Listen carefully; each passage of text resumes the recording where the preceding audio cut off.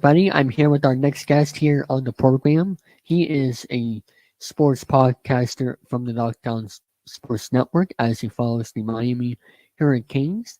Please welcome Alex Dunno. How are you doing, Alex? David, I'm doing so well. Thank you so much for having me. I hope you're doing well. Yes, I am. As we're filming this, it is currently the Christmas season and also signing season for college football. As of today, actually, no, this Wednesday. But it's one of the most exciting times of the year, and of course, this episode will be posted on another day, so that's why you see Christmas lights behind me. So, would you like to tell us a little bit more about yourself, Alex? Dono?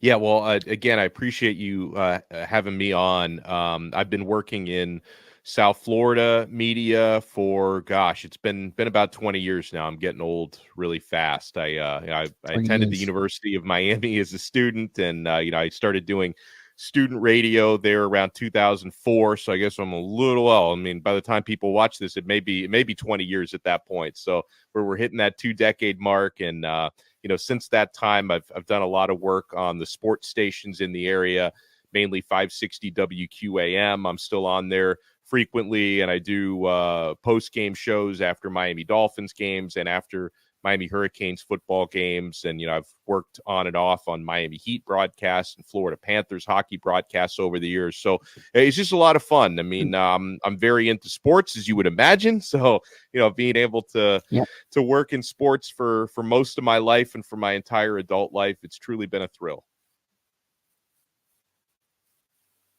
Awesome. And, it is good to cover sports, and you're doing a great thing on the Lockdown Sports Network. You have a great audience, 13.3K subscribers, and that's how long you've been doing that YouTube channel. It says April 2022. So, over a year is pretty good. A good job of getting over 10K subs during that span of time. Oh, thank you so much. And it's just, I think people appreciate the fact that we're on literally every day. I mean, occasionally I'll take a day off on the weekends, but we try to bring people up-to-date news and conversations. Oh yeah, definitely. And as for those who were wondering, how did I discover Alex here? Well, he actually discovered me on Instagram. He followed me, so followed him back, and I was just a sports podcaster, pretty cool. I don't know, how did you discover my Instagram, by the way, if I may ask? Yeah, that's a good question. I think you must be a popular guy, because I think you popped up in a suggestion, and I thought, okay, this guy seems pretty cool. Well, let me follow him. And so I guess Instagram knows what they're doing, because I'm happy we connected. The algorithm did something right this time, David. Right for once, that is. Exactly. But I think even before you follow me, I've heard of the Lockdown Sports Network before because of my friend Snowman Multimedia. He works on the Lockdown Patriots podcast host, which I hope to interview someday. I just haven't find a way to connect with them because I am a Patriots fan for football, that is. So hopefully in the near future, I can have some other folks from the Lockdown Sports Network to grow that feed my YouTube channel, just to give the reports on their teams from time to time. And hopefully I can get that sports audience, because I've been struggling a little bit about that, because my YouTube channel is mostly about games, me doing games for content. But ever since I launched this network at the beginning of this year, I've been trying, of course I've done sports videos before, but I now have 2 sports shows for baseball and football, and I'm trying to get the sports audience, which hopefully I can find next year. So I hope so. Good luck. Yeah, yes indeed. So how did you guys start on the Lockdown Kings podcast on the Lockdown Sports Network?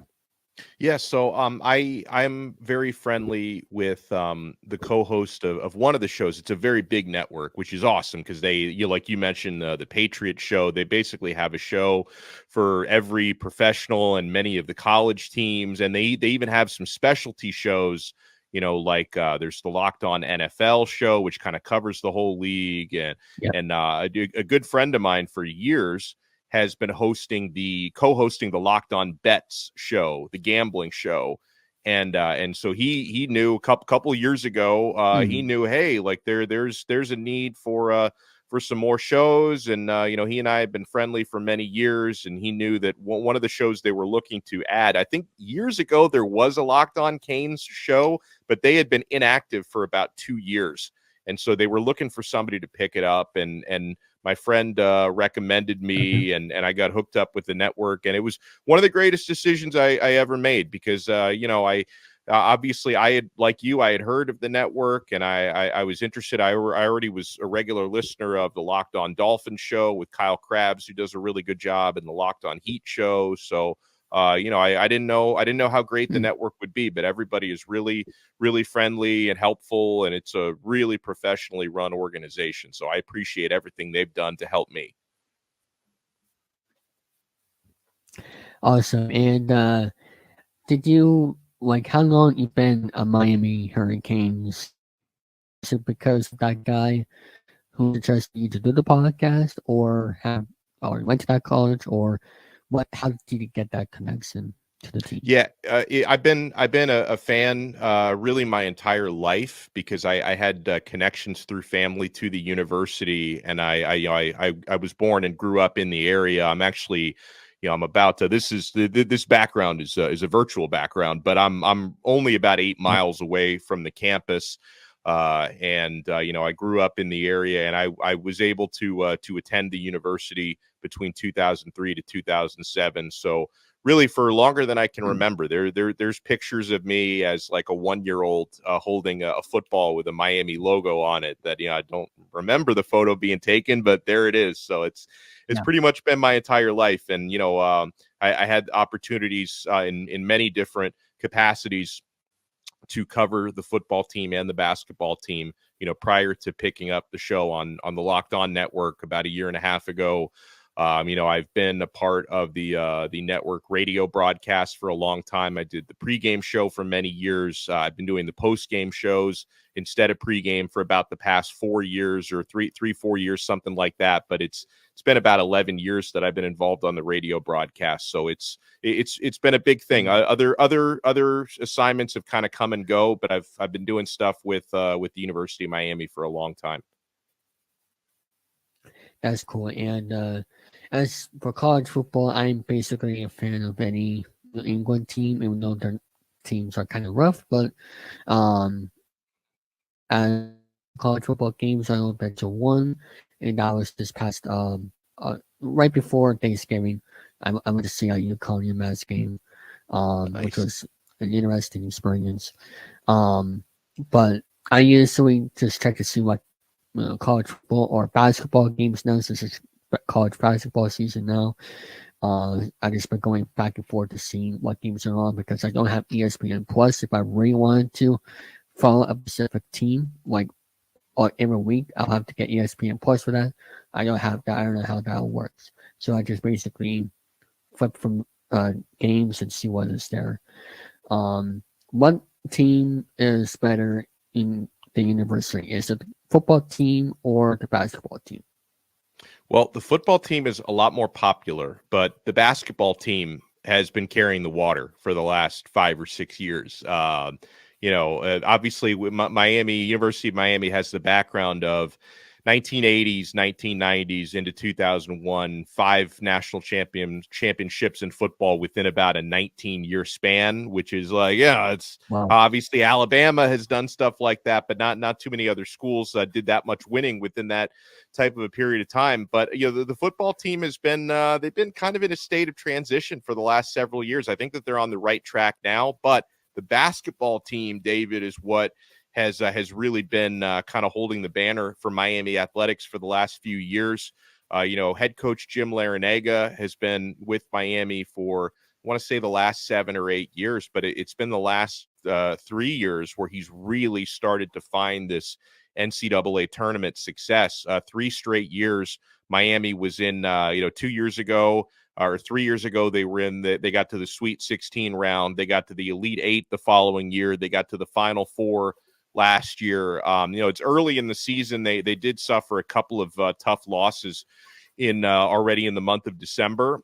They just fell out of the top 25, so they've got a few things to figure out. But yeah, over the past few years, it's been the basketball team has been making deep tournament runs, and the football team has been a little bit stuck in quicksand.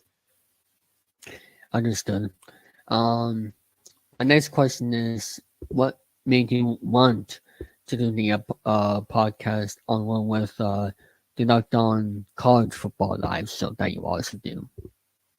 Yeah, so I've been, as I mentioned, I've been kind of in the business for a really long time.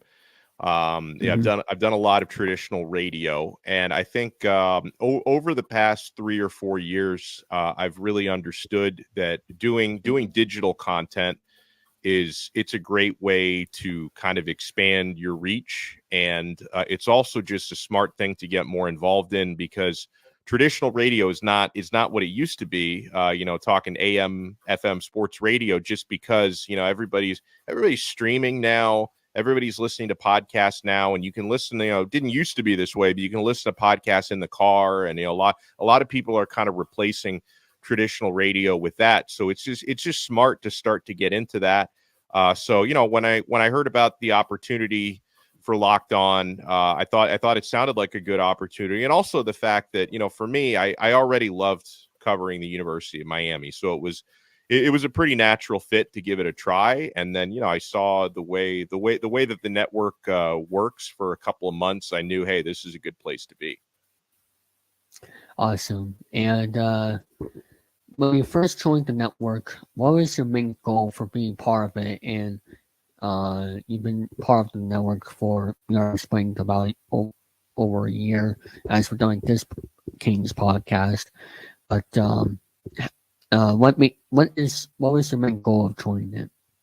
Yeah, it's a great question. I'm a little eclectic in the fact that I'm not a big long-term goal guy. Like I kind of do everything sort of day to day, month to month, and it's not to say I don't have ambitions. Like I've always known, hey, I want the show to hopefully be a little bit better every day and grow a little bit bigger every day. But I don't know. I kind of looked at it as, hey, this seems like an opportunity to do hopefully a fun show and keep people informed. And I didn't really know what it could turn into. I mean, it's gotten, I'm really humbled by the fact that we've received so much support and that the show has probably grown at a faster rate than I expected. So I'm very thankful for that. But as far as goals, I think my goal was, hey, this network comes recommended. People who work on it seem to enjoy it. Let me give it a try, and this seems like something I can do. All right, pretty cool. Have you ever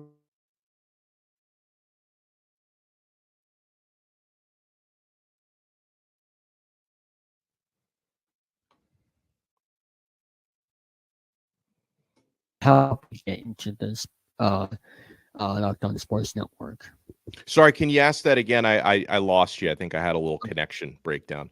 Oh, okay. I think it was on my end, but my question was, did you cover other different teams, Locked On Sports Network, or in general? And also, in college, did you study journalism to help you get to this? Yeah, great question. With the Locked On Network, I've only covered college sports. Obviously, Locked On Canes is the main show that I do. You mentioned I've done the Locked On College Football Kickoff live show, which only runs during the season, so that's going to be on hiatus until I guess the final week of August for next year. But I really enjoyed doing that. I've also done frequent guest spots on Locked On ACC, the conference show that covers the Atlantic Coast Conference. But yeah, prior to joining Locked On, I've covered a lot of different teams. I've worked on the radio broadcasts off and on over the years and covered the Florida Panthers, the NHL team in South Florida, the Miami Heat, the Miami Dolphins. There were a couple of years, like around, 11, 12 years ago, where I even worked on the FIU football radio broadcast for a little bit. I did that for a couple of years. I've also extensively covered soccer. And Okay. I briefly worked for the MLS team down here, Inter Miami, when they first launched. And I've also over the years, I haven't done it so much in the last year or so, but I've also extensively covered mixed martial arts and boxing. So I've worn a lot of different hats over the years. Oh yeah, and jerseys too. Did you play any sports growing up?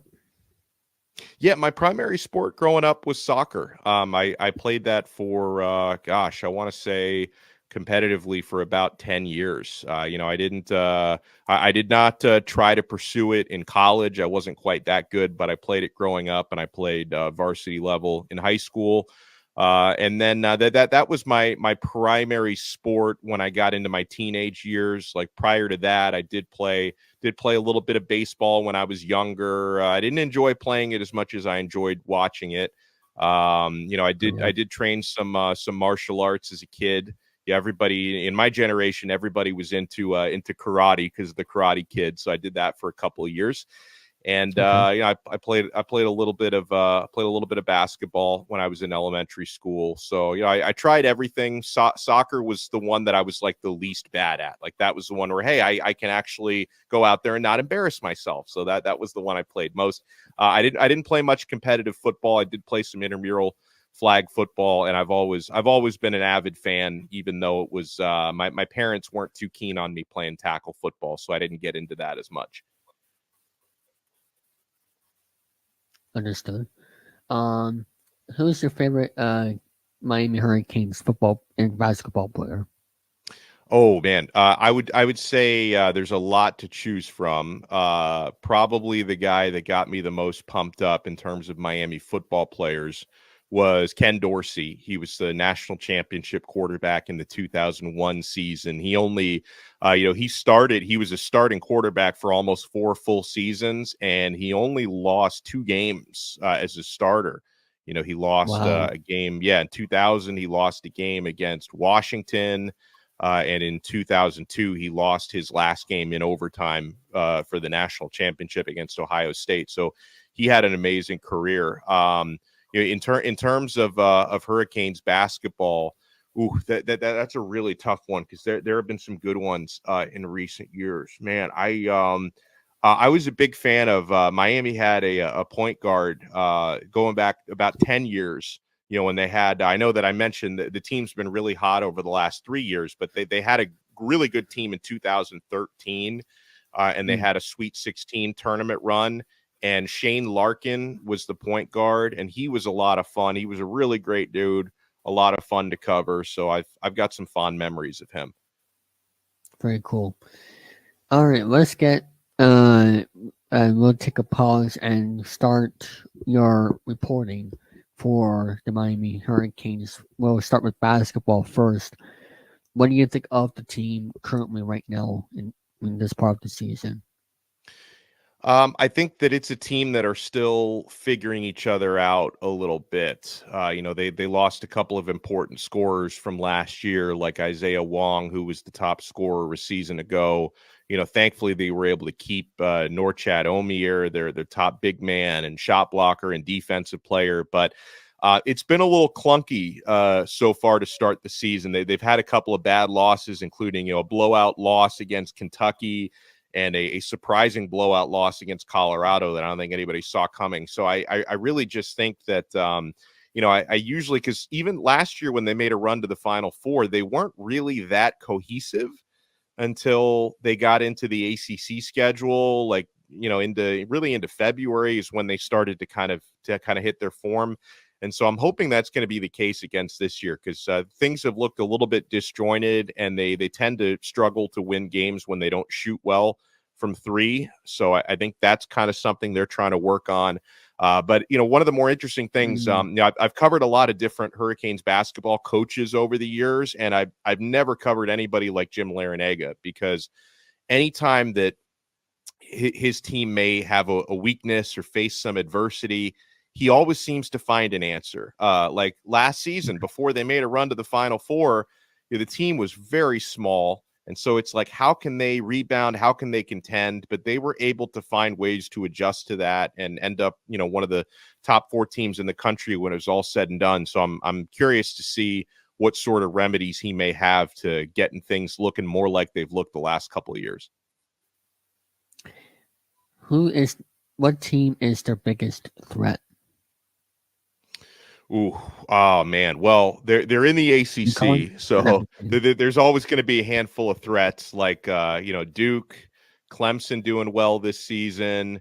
You always look at North Carolina, so it's a buzzsaw of a conference. So and obviously Miami's got a bet. What's that? What about UConn? UConn knocked them out of the tournament last year. So no question, UConn is a huge threat, and that's really been a dynasty in college basketball. So, yeah, I mean UConn last season was just in a class of their own. So that's a big threat for anybody.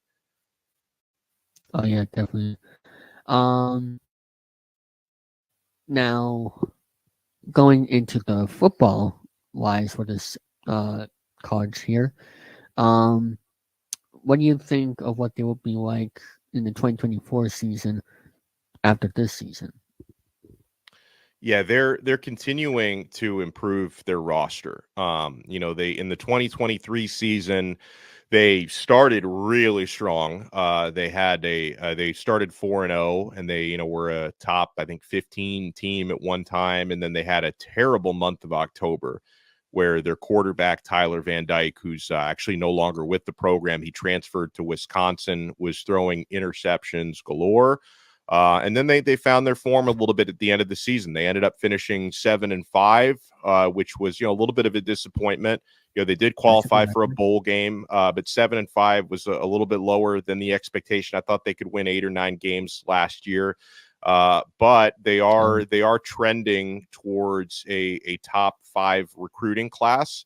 And they had a top 7 recruiting class last year. And a lot of those players who were impactful as freshmen last year, like Ruben Bain on the defensive line and Mark Fletcher at running back and Francis Maui-Noah at offensive tackle. These guys are going to be heading into their sophomore years, and I think they're going to have an even bigger impact on the field. But the big question right now is wondering who the starting quarterback is going to be for next year, because they're looking at players in the transfer portal to replace Tyler Van Dyke, who's the former quarterback who left after an up and down season. So a lot of how they do next year, I believe they're going to have a better team, so they should be able to win upwards of anywhere between 8 to 10 games next year. But I think it's going to be really important to see who the starting quarterback is, because I think the offensive line and defensive line will be in really good shape. But, they do have some important spots to fill now. All right.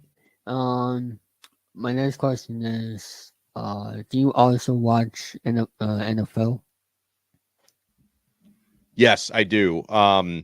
Primarily focusing, of course, on the Miami Dolphins. I still do cover them, but I watch the entire league because it's it's good. I get more passionate about college football, but obviously the NFL is those are the big leagues, right? Yeah. I mean, only like, I don't know, 5-10% of college players make it to the NFL. So that is the top competition. I do watch it. I do enjoy it. I play fantasy football, which is always fun. It's fun when you win. So I didn't have as much fun this year doing that. Do you watch it on Red Zone? Yeah, it's funny. Yeah, I don't watch as much Red Zone. I have used the Red Zone channel before, but I haven't watched much Red Zone the last couple of years, because since I do the Dolphins, I do post game shows for the Dolphins games the last 3 years, and they usually play at 1:00. The 1:00 Eastern time, that's when the Red Zone is great. So it's like, if I've got to focus on one game, then the Red Zone takes a little bit away from that. So I love the Red Zone channel. I subscribe to it, on and off for many years, but I haven't really used it for about the past 3 years or so since I've been doing Dolphins post games much. I mean, whenever, if the Dolphins don't play at 1:00, then I fire up the Red Zone. Sometimes I'll get it for the 4:00 games, but I haven't watched it as much the last couple of years. Understood. My next question is about your podcast you do. How much research do you do before each episode, and like what resources do you use to make sure this post game or pre games, or for the YouTube channel? No, it's a great question. It's hard to even say when the research like starts and ends because it's kind of a lifestyle. I mean, as far as like actually taking notes and like this is what I'm going to talk about on an episode today. I'll usually start doing that. I don't know, around 8 in the morning, and I'll take notes for an hour to an hour and a half, and then I'll do my episode. But I'm always keeping up with what's going on. And as far as like where the research gets done, a lot of different places. For me, as someone covering primarily covering college football, a lot of my research gets done on place, especially this time of year when you're mostly talking recruiting and transfer portal. I lean heavily on recruiting services, places like 24/7 Sports, Rivals, On Three Sports. Various people that I chat with who know things. Some know more than others. I do frequent message boards, which can be a surprisingly good source of information, sometimes just nonsense, but other times good information. So I spend a lot of time on places like that. Obviously when I'm doing a post game show, the only prep you can do is watching the game. That's about all you can do in that regard. But when it comes to actually like putting together an episode of Locked On Canes or a talk show, I read a lot. I'll go to places like ESPN.com. It's like it's a little bit more useful for like pro sports than they don't get too deep into the weeds Yeah. like with recruiting and stuff like that. So I primarily use the recruiting sites. But if you're doing NFL research, local newspapers as well, they all have websites. So I read local newspapers, not just in South Florida, but other places. Like, I was doing post game after the Dolphins and the Jets the other day. And one of the places I went to was the New York Post website to see, hey, this is what they were saying about, the Jets performance and that. So a lot of reading. Honestly, there's for me anyway. Everyone prepares differently, I'm sure, but for me, there's actually more reading than actually watching. Like the reading is a big part of it. So same we use the same material like that for radio play by play too for the Kings. Yes, absolutely. Absolutely, a lot of that. Yeah. Um, you have a routine of guests, every day on the program. Have you ever interviewed any players or coaches? Yes. My first criteria for looking at guests are people I know are going to provide good content and will be entertained. That's why I use a lot of the same people over and over again, because I know, hey, Yeah. most people tend to either like this person or at the very least, good or bad, they care what this person has to say. So yeah, I have I interview a lot of former players and I've interviewed some recruits like high school players. It's always a little bit more complicated getting players that are actually active because they have these set schedules and kind of set with the athletic program the sorts of interviews that they do. So that's always a little bit more of a challenge. But yeah, we've had the opportunity to interview like right before the football season started. Actually, I was able to do an in-person interview with three guys who played on the team this past year. So I was able to. I have had some opportunities to interview current players, but we do lean on a lot of former players because the former players always have strong opinions. Oh yeah, very true. Has Jason ever reached out to you about the podcast and also possibly want to work with you, you know, for the podcast, like want to help with certain things? Like haven't they ever reached out to you? Yeah, in different forms. I mean, they are. I'm very pleased that I've been a credentialed part of the media, so I'm able to, you know, attend games in the press box, which obviously gives me extra access for the show, and I'm able to attend press conferences and player availabilities, which is always nice. And they've been super accommodating, and, you know, different levels. So sometimes you'll be able to kind of hear feedback and book things actually through the organization. Other times, you might hear from players' families, and that's one of the things that I've been most thankful for is, if ever I hear from the mother or the father, and sometimes the grandparents of people who play on the team, that they enjoy the show and stuff like that, that always makes me feel great. And it's usually nice things. There was only one time when I heard negative feedback from a player's parent, which I'm not going to tell you who that was, because I don't want to, you know, I don't want to make anybody look bad or sound bad. But there was one time when I reached out, when I was a parent reached out to me because they didn't like something I said. And listen, I may have, you know, disagreed with, you know, what my intentions were when I said what I said. At the same time, as a parent myself, I'm not the parent of an athlete. I'm the parent of a 5-year-old, but it's kind of a different thing. But as a parent, I can understand if you think someone's saying something, you know, negative or unfair about your child. I totally get it. And I didn't want to argue the point. You know, I was very apologetic about it, but, you know, primarily I hear positive things from player parents and grandparents, and nothing makes me feel better, honestly. You know, if I hear from a coach or a staff member, that feels good. But when I hear from a parent or a grandparent that enjoys what I'm doing, that just makes me feel fantastic. That's cool. And what equipment do you use for your podcast? Yeah, it's complicated and basic at the same time. You know, I've seen some you know, people who do content like myself who have this like crazy set of monitors. I do, and maybe at some point I'll make it a little bit bigger and grander, but I use a MacBook Pro. That's what I use with an external webcam. But the big thing for me is someone who uses a green screen, and there you go. And the reason why, yeah, I love it. That's probably the same one I've got. The reason why I use a green screen is because for a time I don't do as much different YouTube shows, but for a time I was doing a couple different types of shows, and I needed to have different backgrounds. Like I couldn't be in front of the same background for different shows, so I started using a green screen. And the thing about when you use a green screen, if you want to make it look good, your lighting has to pop. So I am looking at you know, 3 very bright lights that shine in my face to make sure that, you know, the green screen doesn't get drowned out. And I use this is a Shure MV7 microphone.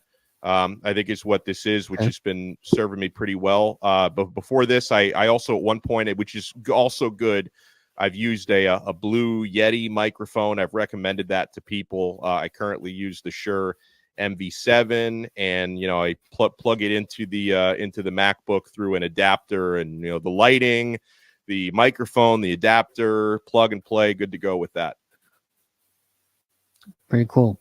As for the Locked On Sports Today podcast, you appeared on that before, right? I don't know if I asked you that already, but you appeared on that one, right? Yes, I have. So what that is, and the Locked On Sports Today is it's a really cool feature that the Locked On Network uses. It's a 24/7 streaming channel. Like it's never idle, which is like, that's not common for YouTube. Like the way on Locked On Canes, like when I'm on, or I'm posting videos throughout the day. Locked On Sports Today is streaming 24 hours a day. And so, you know, throughout the course of 24 hours, you know, they'll either bring on, you know, a host like myself, or for any other team, you know, for about 20 minutes to talk about like news stories, or, you know, I'm sure in the middle of the night they probably replay some videos that were taped earlier. But there's always something streaming on the channel, which is cool. So every now and then I turn up on there. Pretty cool. And what days during the week do you go on there? Yeah, so with the Locked On Sports today, it's kind of whenever they want to plug me in. I'm sure it's based mostly Okay. on when something bigger happens. So it could be twice a week, could be 0 times a week, just sort of depending on what else is going on in sports. As far as Locked On Canes goes, like I do basically an episode or 2 episodes per day. Kind of anytime something happens and I feel like talking about something, I'll produce an episode. So occasionally I'll take a Sunday off or a Saturday off, but I don't know. Usually I could put anywhere between like 6 to 10 episodes out in a week, just depending on how busy of a week it is. Um, have you ever wanted this podcast to be on, uh, on a different social media platform, or even on television, or maybe on the radio broadcast station in Miami? Like, have you ever wanted to make a big change? Like, for example, maybe for 2024, make a change to the podcast? Ever thought about that? Not really. I think I like the format and like where the show is available. I mean, being able to be both an audio version on Apple Podcasts, Spotify, all the usual spots. I think it's the Yeah, most important thing because I've been able to, and I still do from time to time, do a traditional radio show, but it's just different in terms of, and I like the way it is with YouTube and podcast content versus AM radio is like, when I'm doing an episode of Locked On Canes, I can do, 25 to 30 minutes. And I like to talk. So I can fill time, no question, but I don't have to fill time. Like I can just, I can talk for 28 minutes about, the most important stories, not waste any time with filler, not waste anyone's time talking about, maybe some people care, but I don't feel like people care that much about my personal life. Like they want to know what's going on. So I could just give you, I can give you like 3 hours of news in yeah, 28 minutes, right? Whereas, over the years, I've done talk radio shows where I could be on for 4 hours. And it's like, you're on for 4 hours. Okay.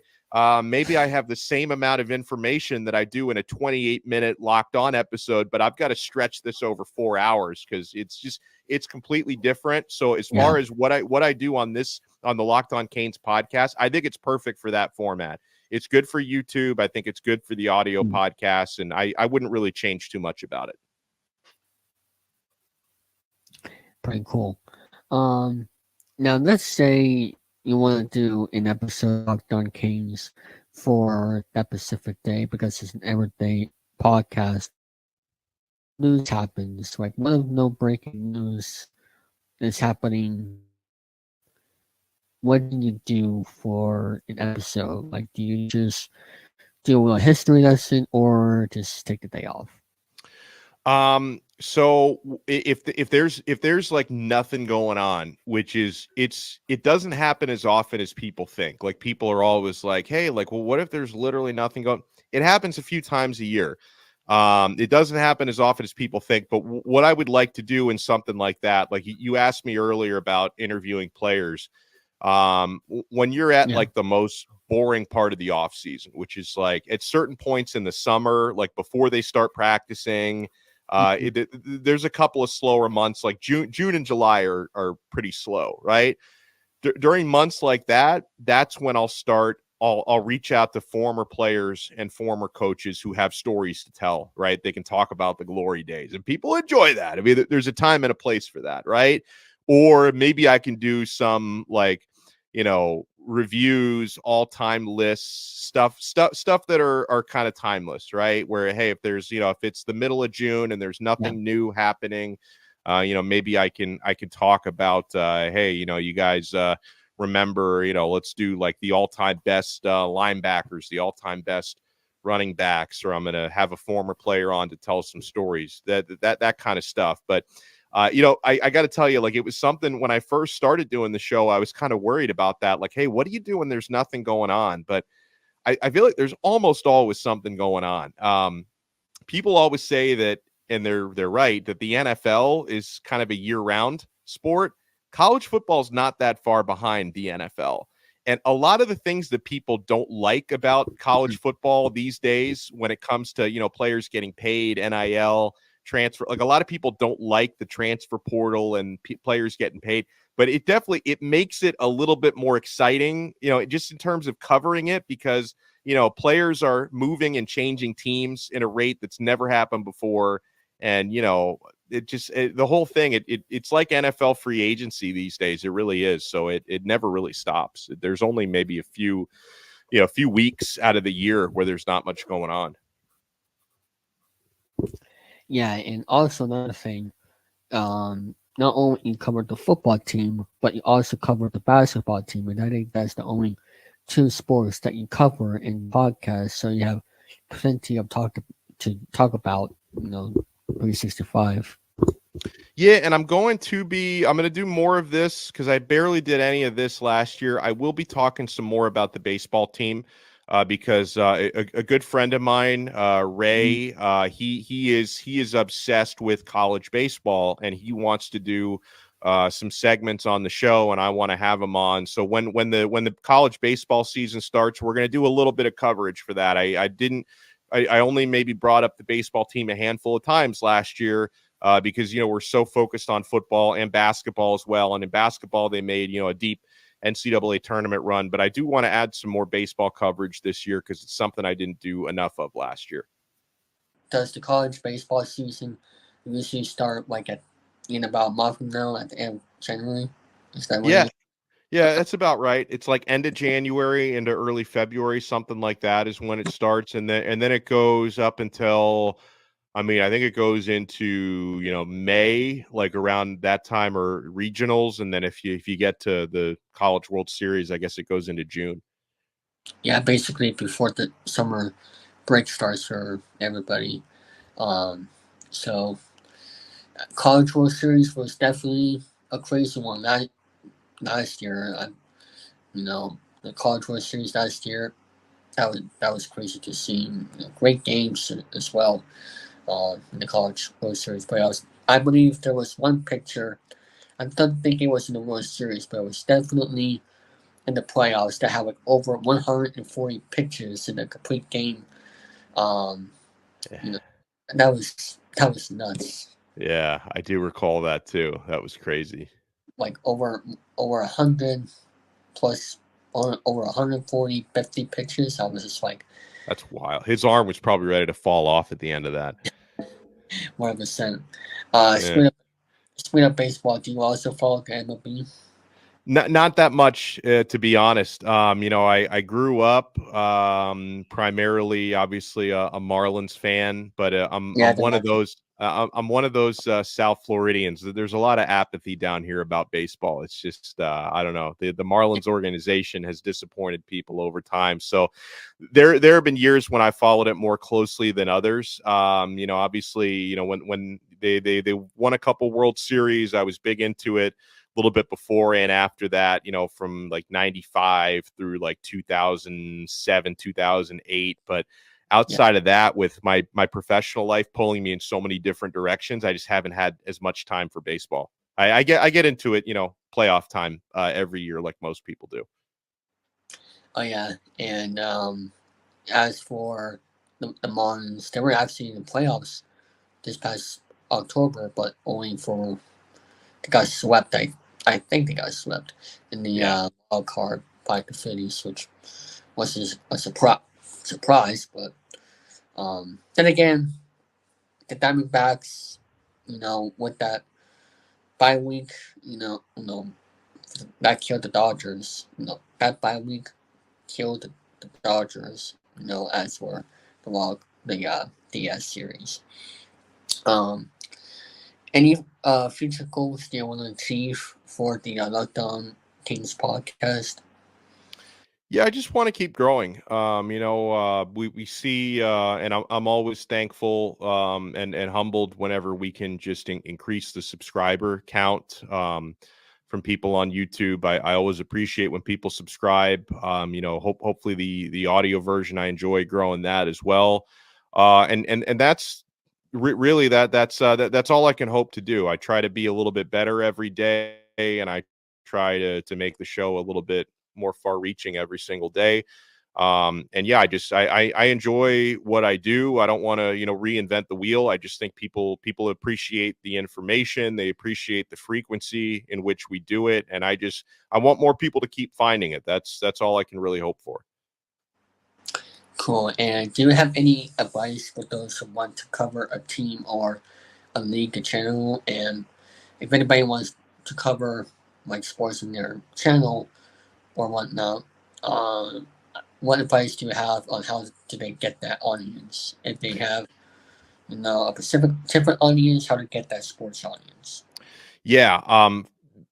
A certain amount of patience is required, because you may not be able to get yourself on the map right away, but Yeah. I think if you can put enough tape out there and put enough things in the archives, I think eventually people will start to find it and start enjoying what you do. And also, I've learned a lot, within the last couple of years on how to try to maximize digital content, Yeah. to really, I mean, things like headlines need to pop. I mean, you need to have keywords and buzzwords in your headlines, and yeah, and you got to get to the point, when you're covering something, try to give your most important information. I usually try to lead with it. It's not to say like, you want to give away all your good stuff, in 2 minutes and then you're just rambling the rest of the time. But, try to get to the point quickly. Cause if you've got a great story you want to talk about, but then you're going to say, oh, you're going to talk about something else for 10 minutes. Oh, Yeah. now I want to get to people may not be around 10 minutes later. Right. So, Yeah. yeah. So that's really it. That's really it for me, persistence, patience, and, try to get to the point and just, try to cover things from an angle that people would be interested in, right? You try to teach people something, try to entertain people. I think those are the most important things anybody out there has to focus on. Yeah, that's why for the Lockdown Sports podcast, the limit is usually 30 to 40 minutes because, you know, nobody wants to be there for, 3 hours about the same team. If you're a show called First Take, that for 2 hours you're basically covering multiple sports, which is a show I watch, when I can. Um, but if it's about a team, people will be like, oh, I might listen to this for half an hour uh, when I'm not doing anything just to see what's going on with my team. Right, exactly. And like just people's attention spans are not that high. Like if I'm looking through YouTube and I want to watch people's videos covering sports, like if I see like a 15-minute video, I'm like, okay, I can get into that. If I see a 2-hour video on there, I don't have that kind of time. It's like I think episode length is important. I think Yeah. if people see like, oh, here's a topic I'm interested in, like I want to see what they're saying about Otani, right? If you search Otani on YouTube and a 20-minute video pops up, okay, I can watch that. Or no, I don't want to watch 3 hours of this, but I can watch 20 minutes of it. Absolutely. And as for interviews, like this, going on for an hour is okay because you Yeah. have to talk about. And, people are interested to hear your background, to hear your stories and how you got to this point. And that, for an hour interviews, that's, that's okay because people don't be like, why did this interview cut short? I want to listen to more of their stories. That's okay with an interview. But, with just on a certain topic or, a recap, people want to only listen to it for like a good half an hour or so because they don't want to have them keep ranting and raving on the same topic, like a Cowboys lost 31-10, for example. Uh, so, which I'm still stunned about that because Yeah. yes, they were on the road, but then again, the Bills. I don't know. They're a tricky team to follow right now. That's all I say about the Bills. And I covered the Dolphins, so you know about the Bills as well. So they're, I don't know, it's crazy. This year people are saying, "Oh, the Jets are going to be a Super Bowl contender." Well, what happened at Week 1? and then they made it. And then the Dolphins. I know the Dolphins are always going to be very good as well. The Patriots are going to struggle, but I'm going to ask you this: what team in the AFC you think is a legitimate threat to go to the Super Bowl? I still think the Chiefs. I know that at times they've had their more ups and downs than I've expected this season. But I would bet my money on Patrick Mahomes being the guy that I would trust the most in a close game. And like I didn't think they Despite were wide gonna. receivers, What's that? despite their wide receivers, they got rid of Tyreek Hill. So Yeah. Oh, right. Which is I'm cool with that because he's a Miami Dolphin. He's been playing very yeah, well. Yeah. And they still have Travis Kelce, and their defense has been doing a pretty good job. So in the AFC, I still think the Chiefs are the team to beat, but oh, Baltimore has been an incredible story this year. And for me, like the last few years, I've always said with Baltimore, like if Lamar Jackson can stay healthy, which he hadn't done it in the last few years, that team could be really dangerous. So I yeah, wouldn't sleep on Baltimore. Even as somebody who covers the Dolphins, I'm not so sure. Like there are definitely concerns in that they tend to beat up on the bad teams and struggle against the good teams. So I still need to see them prove it. And they'll probably, when it comes to the playoffs, they'll probably have to play somebody on the road in cold weather, which is, always a difficult thing for them historically come playoff time. But the thing I will say about the Dolphins on their behalf is the defense has been getting better. With Jalen Ramsey being healthy and Bradley Chubb has been playing at a Pro Bowl level on the D line. I don't rule them out either. And Buffalo, I thought you said it right on Buffalo. They're kind of an unpredictable team because yeah. in their worst games this year they've looked terrible, but in their best games, they look like they can beat anybody. And they destroyed the Dolphins earlier this year, way back in September, but they kind of embarrassed the Dolphins when they faced them in Buffalo. And I know Josh Allen is a guy who he can throw too many interceptions from time to time, Yeah, but when he's on, he's really hard to stop, and he's so big and he runs. He's hard to take down, so I don't rule them out either. it's crazy because when the Bills lost to Denver, before Denver got, it was right at the time Denver got hot with that winning streak. Everybody thought the Bills' season was over because they were having a situation with Diggs, and now they fired their offensive coordinator. I believe their defense coordinator as well.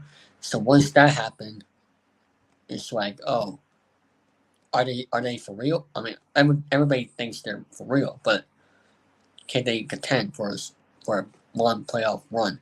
Because all they've been doing for the last couple of years is lose in the division round. That needs to change. So now, what about for the national conference? What do you think on the other side? Yeah, I like San Francisco and Philadelphia. The Eagles. That's one of the more impressive overall teams I've watched this year.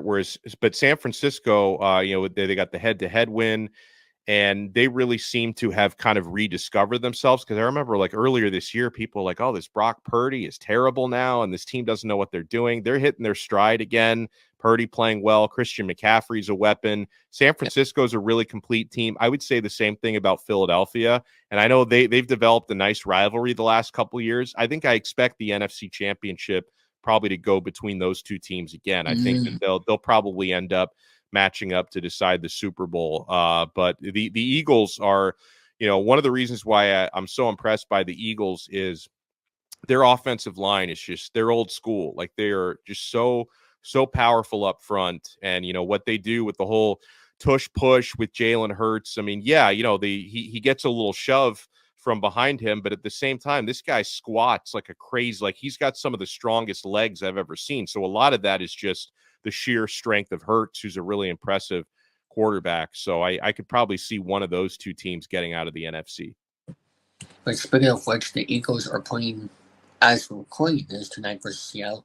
They lost a few of their games, but from your impression, despite losing two in a row, they can still contend very well.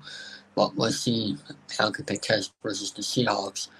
Um, and also for the rest of the schedule as we're recording this.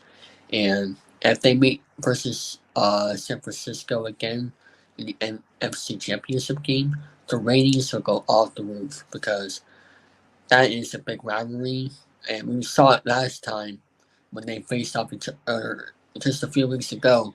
There were a bunch of fights going on. If Yeah. that happens again for an NFC Championship game, I can tell you, everybody, whatever game is going on during that Sunday or whatever day of the week for the playoff game, everybody will be watching that game. Yeah, no doubt. I know I'll be watching, and I know you will be too.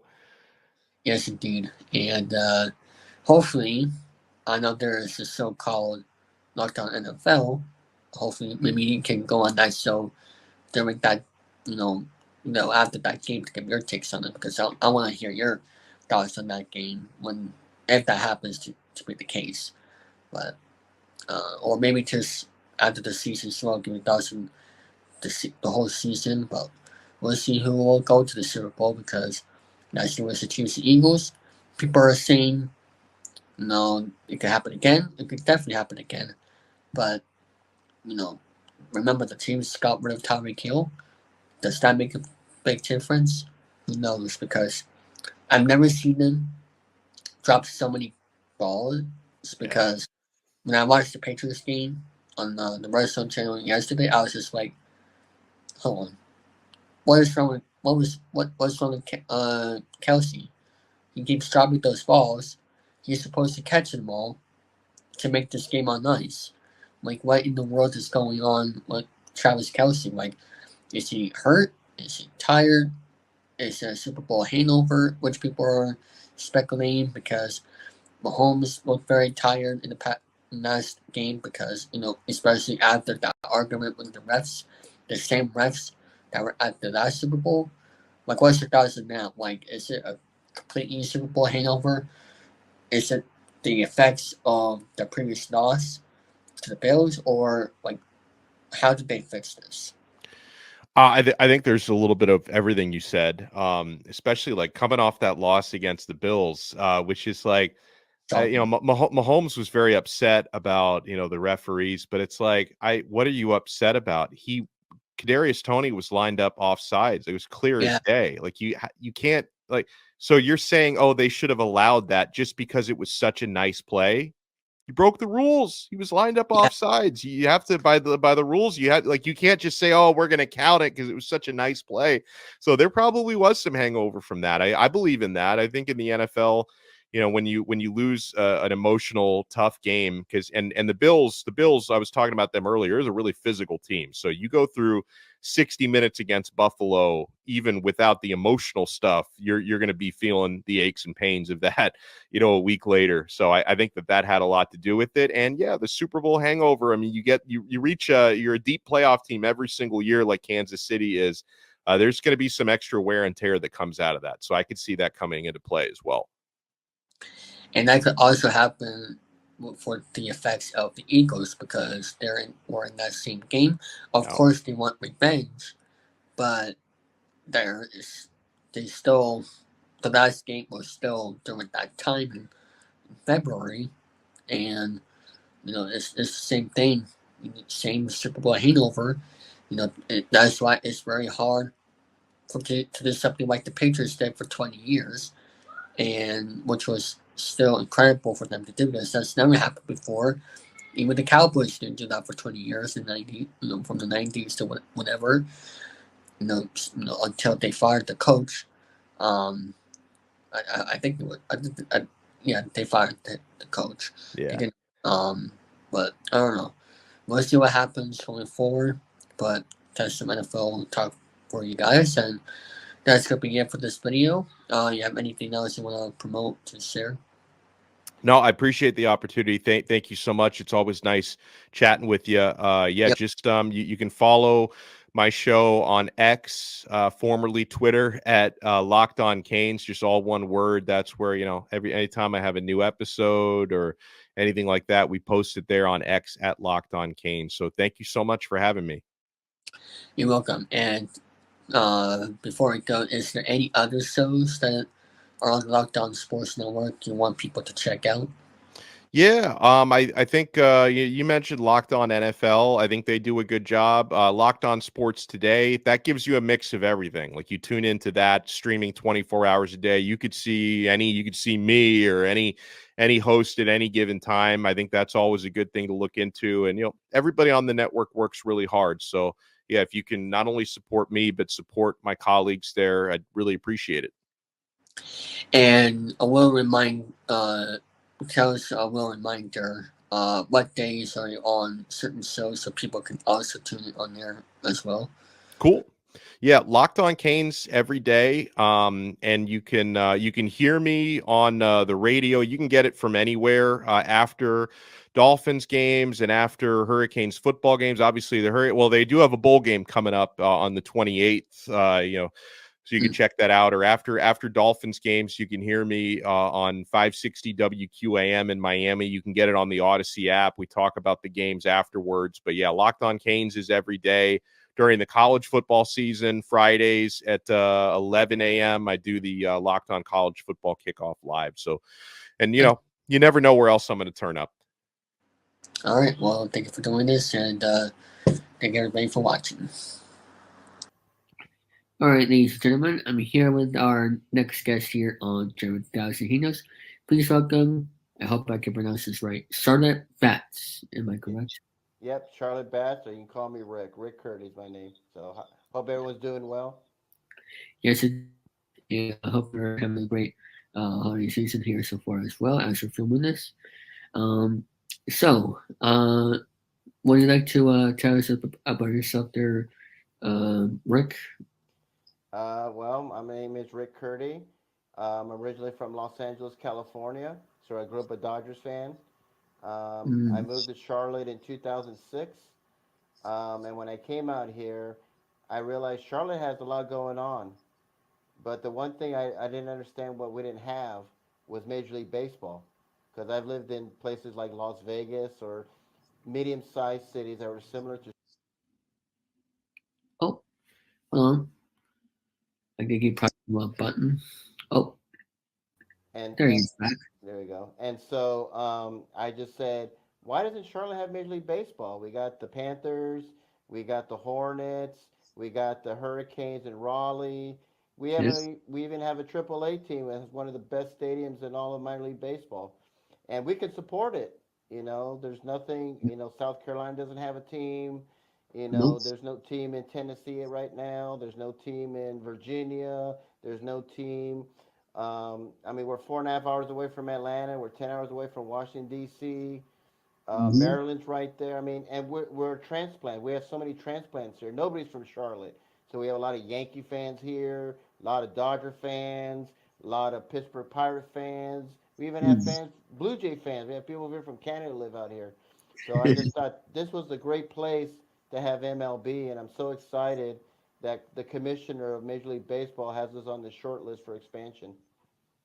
Yes, and what do you expect for that to happen?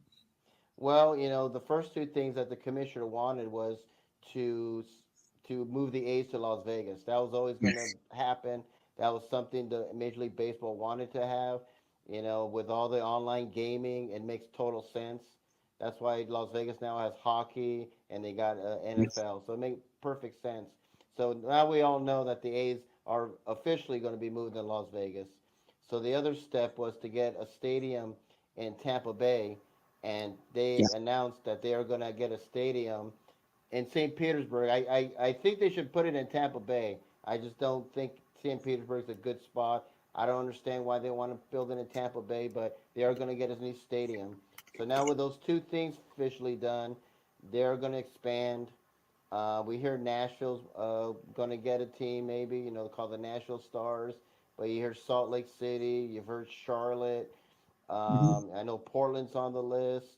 Las Vegas is not on there no more now that the A's are moving there. Yeah. And I think Vancouver's on there as well. So the list is totally shortened. When it first came out, San Antonio was on the list, Oklahoma, New Jersey. Those New places are Jersey. The Yeah, jersey would be great if I'm being honest. yeah, and they're gonna have a rivalry with New York, but I haven't heard about Yeah. New Jersey anymore. So we're Mm. one of 6 cities they're looking at, and I'm excited by it. Yes, and speaking of Tampa, the race will be uh, in the drop until the end of 2027 and have it ready by opening day 2028, just so FYI for those listening. And I guess that makes, a little coincidence there that also the Las Vegas A's will also start their new era in the same year 2028 as well. Yeah, So in 4 years in Major League Baseball, you will get both the Las Vegas A's and the Rays new stadium. yeah. The big question is though, will an expansion team happen in 2028 as well? What do you think? Yeah. I mean, expansion will happen. I mean, they want to see it happen. I think by that time it should happen. I mean, those two things that they were waiting for to happen are finally happening, and so I think once they start building the stadium in St. Petersburg, I think that's when the ball will really get rolling. They want to see what happens. We've heard so many talks about Tampa Bay getting a stadium. It'll fall through, then it'll happen. It'll fall through. No, we're Yeah, going to put it in Tampa. No, we're going to put it in Orlando. We keep hearing all these things changing all the time. I think once they finally are building that stadium in St. Petersburg or Tampa or wherever they want to build it, then you're going to see so much movement, and be hearing about Nashville. You'll be hearing about Charlotte, Portland, Salt Lake City, and all those other places. do you think the Montreal Expos will make a comeback? That guy, that's such a good question. I know they could support it, and I know that when they left, I mean, that was not the fans that left them. That was more the ownership. You know, Mm-hmm. they would have to build a Maybe new stadium. Olympic Stadium is really outdated. I know when I used to watch Dodger games and they would go to the Montreal. That stadium was not the greatest in the world, even at that time. And right now, it would be so. With all these modern stadiums right now, it would really be a bad stadium. So they would have to build a stadium. yeah, But I would like to see a team. I think it would be great to see another team in Canada so they can have a rivalry with Toronto. So do I see it happening? They would have to build a new stadium for that to happen. I agree. And it is an onslaught too because the Blue Jays are the face of Canada. Hmm. So especially with Bob Guerrero Jr. there as well, and they're big. They almost got a Tony, which we'll get into that in a moment. But um, they're just the face of Canada, and um, in my opinion, do I see the Expos making a comeback? I hope so, but it's a very long shot with the Blue Jays doing their thing. A threat to the AL East for a small period of time now in this decade, and this is they're the face of MLB in Canada, so nothing can Yeah. change them right now. And they have Vancouver on this list. I thought it was interesting to have Vancouver. Yeah, So maybe they can't get the Expos. Maybe they can get a team in Vancouver. maybe. Um, so before we get to the Otani stuff, would you like to tell us what do you do for a living and also for YouTube or podcast wise? Well, I'm the founder and CEO of the Charlotte Bats. We're a grassroots organization to bring Major League Baseball to Charlotte. This is something that I wanted to do because Charlotte's a great city. We've never ever had Major League Baseball in the state of North Carolina, like, ever, Yeah. and so we can support it totally. It's exploded. The city has exploded like crazy. So I just go around. I try to do podcasts. We're gonna have an online store opening up on our website at www.charlottebats.com, and we're gonna have T-shirts and hats. Later on, jerseys. So it's gonna be like sort of like a soft, uh, sale for right now. We just changed our logo. We changed it like a couple times. We just want to get it right, Hmm. and we're really really excited about this, and we're really excited that finally someone in Major League Baseball has seen that Charlotte is really a great place to have Major League Baseball. And that would be you. Um, so, would you like to tell us the podcast name and YouTube channel name? Was it the podcast name? Yeah, and also the YouTube channel as well. Okay, Charlotte Bats. I mean yours or mine? Oh, your YouTube channel's name along with the Oh, podcast. just Yes. Charlotte Bats. Okay. Yeah, everything's Charlotte Bats, CLT Bats. My email CLT at Bats. Everything I do is Charlotte Bats. That's who I am, and that's kind of like what I'm known for here in Charlotte. So, like I Okay. said, very exciting times. We've been waiting for so long for this to finally happen. We already knew Oakland was moving to Las Vegas. That was no shocker. And Tampa definitely had to build a stadium. Oh yeah. I think that stadium is probably, to me, it's the worst stadium in baseball. A Now that lot of people have said Oakland's that leaving. for a long Yeah. time. So we'll see. We're excited though. What do people expect in your podcast?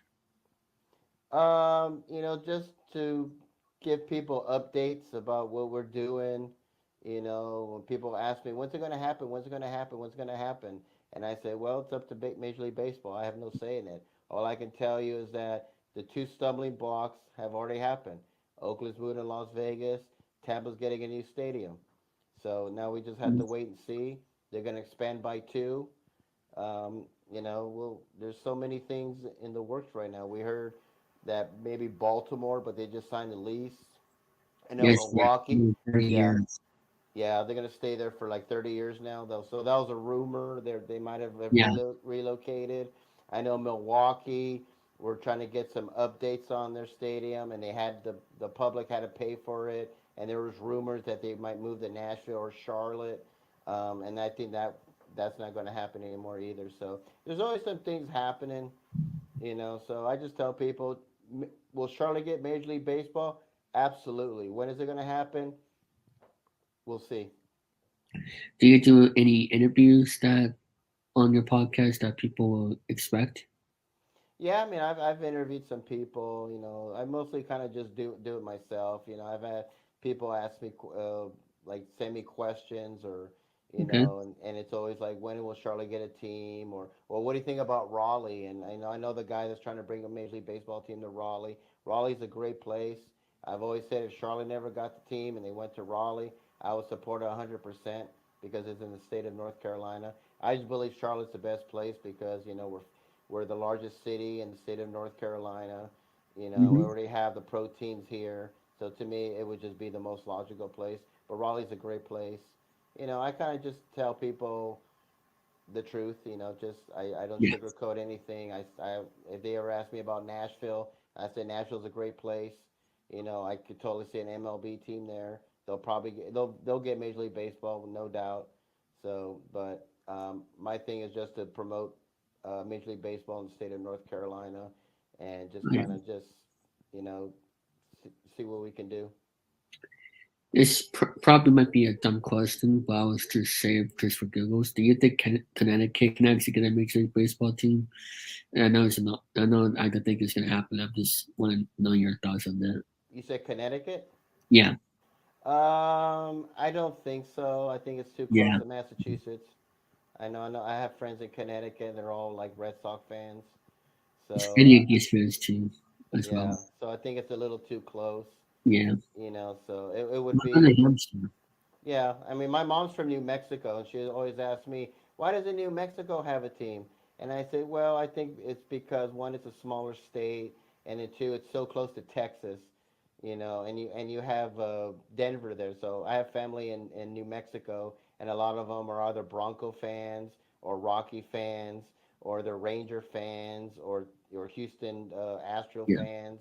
So it's so close by. It would be like I always tell her it would be like Charlotte getting an MLB team, and then South Carolina saying, "Well, we're going to get MLB too," and they're like, "Well, that's not going to work because it's so close to Charlotte and to North Carolina, so that's probably not going to happen." So it would most likely be Charlotte. So there are a Okay. lot of great cities. I would love to see Major League Baseball in every single state. Yeah. I would love that, but realistically, we know that's not going to happen. I don't see a Yeah. team like in Alaska, or I don't see a team in Hawaii, Oh or yeah. or Too like far. West Virginia. I don't see a MLB team coming to West Virginia, and that's unfortunate. Yeah. And as for Hawaii, that is a long ways away. That is like not even Pacific or Central or Eastern time, so it'll be I impossible. think it's like 6 hour difference, Yeah, and it's uh, really really expensive to live out there as well. yeah. So that's not gonna happen. No. Major League Baseball can't do that, unfortunately. But anyway, let's go over the Shohei Otani news that has broke a little over a week ago now. 10 years, $700 million with the Los Angeles Dodgers. Um, as a Dodgers fan, what is was this a not a surprise, or were you actually surprised that they actually got it done? No, I wasn't really surprised. I thought originally he would go to the Yankees. I thought, with that short porch there, he'll hit 60 home runs. It's in New York. I knew he'd go to a big team. I was kind of, I never saw him going to the Blue Jays or the Orioles. Almost dead though. Yeah, I always thought he's gonna go to a big city, and I mean it's and so when it was coming closer, I said he's gonna go to the Dodgers. I mean it's like he doesn't have to leave the state. He can Yeah, live in the same house. He doesn't have to go to the DMV to change his driver's license, and he's gonna go on a better, much better team. That wins 100 games every year. That goes to the playoffs. Whether they win a World Series, they always come up short. That's always the thing with the Dodgers. They always come up short, but they did win one during the pandemic. But it was no surprise that he went there. The money was no surprise. You knew that they were going to overpay him. You knew he was going to get all this money. Is he worth it? I mean, nobody's worth that much money. I don't care if you're Babe Ruth and Lou Gehrig. But that's just what the I going agree. rate is. And one day we're going to see someone getting $1 billion. So this is like nothing. And what's so smart about it is that he's only going to get paid $2 million a year. All the Yep. rest will be deferred, so he'll be getting money till he's like 100 years old. Yeah, it probably a lot more money after his retirement as well.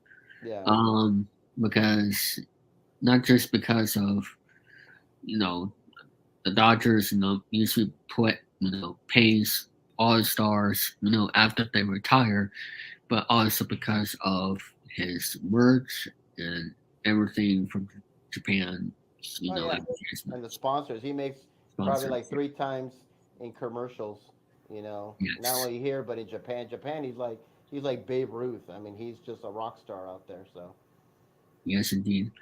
Um, and um, what do you think? Do you think he can play the outfield in the near future for the Dodgers? Instead of DH. yeah, I think so. I think they will like experiment with him out there and put him in the outfield sometimes.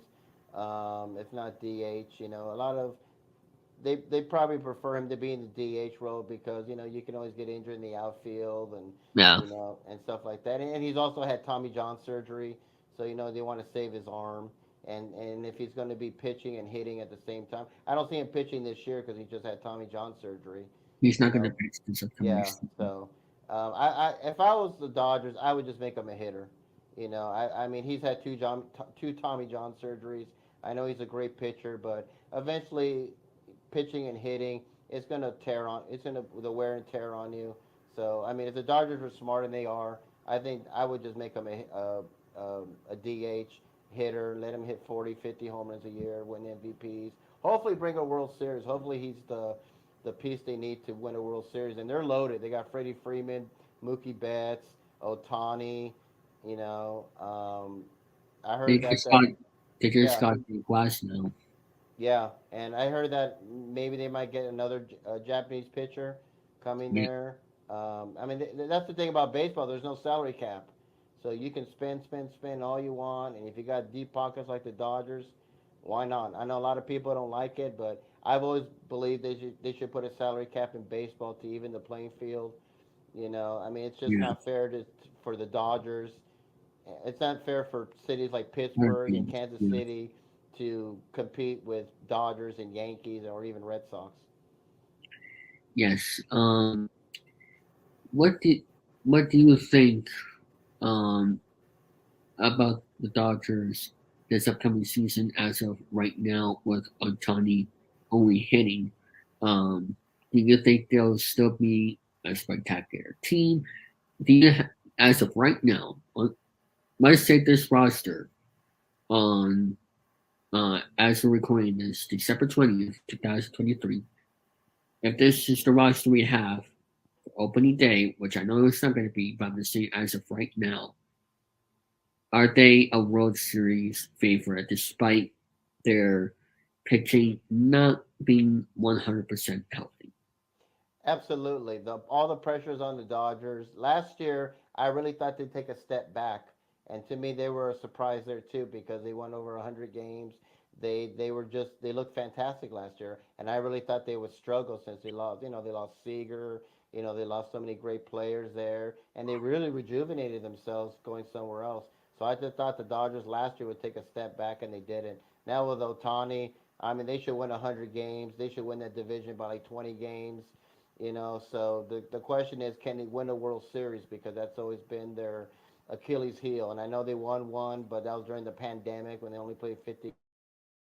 They win those series in a 162 game season, and that's the question. They've come up short. So as a Dodger fan, I want them to win a World Series. Um, I hope it happens. We'll see, but are they going Yeah. to be better? Absolutely. I mean, if they don't win 100 games or nothing like that, they'll be a big disappointment. So you don't think the 2020 World Series was legit, despite all the super teams that they had to go through the postseason without the protocols? Yeah, I've always said, they won it during the pandemic, the 50 game season. Uh, 60, yeah, yeah. 60 So, game season. yeah, 60 games. So, you know, on paper, did they win it? Yeah, but you know what? When they open the books up, I think they should have an asterisk, and on the bottom it should say during COVID, during a 60 game short season. So, I mean, not to take anything away, but to me, it just doesn't feel right. I want to see them win it during a regular season, and unfortunately, they just come up short during a regular season. And I think that's what will be the talk. This should be a dynasty.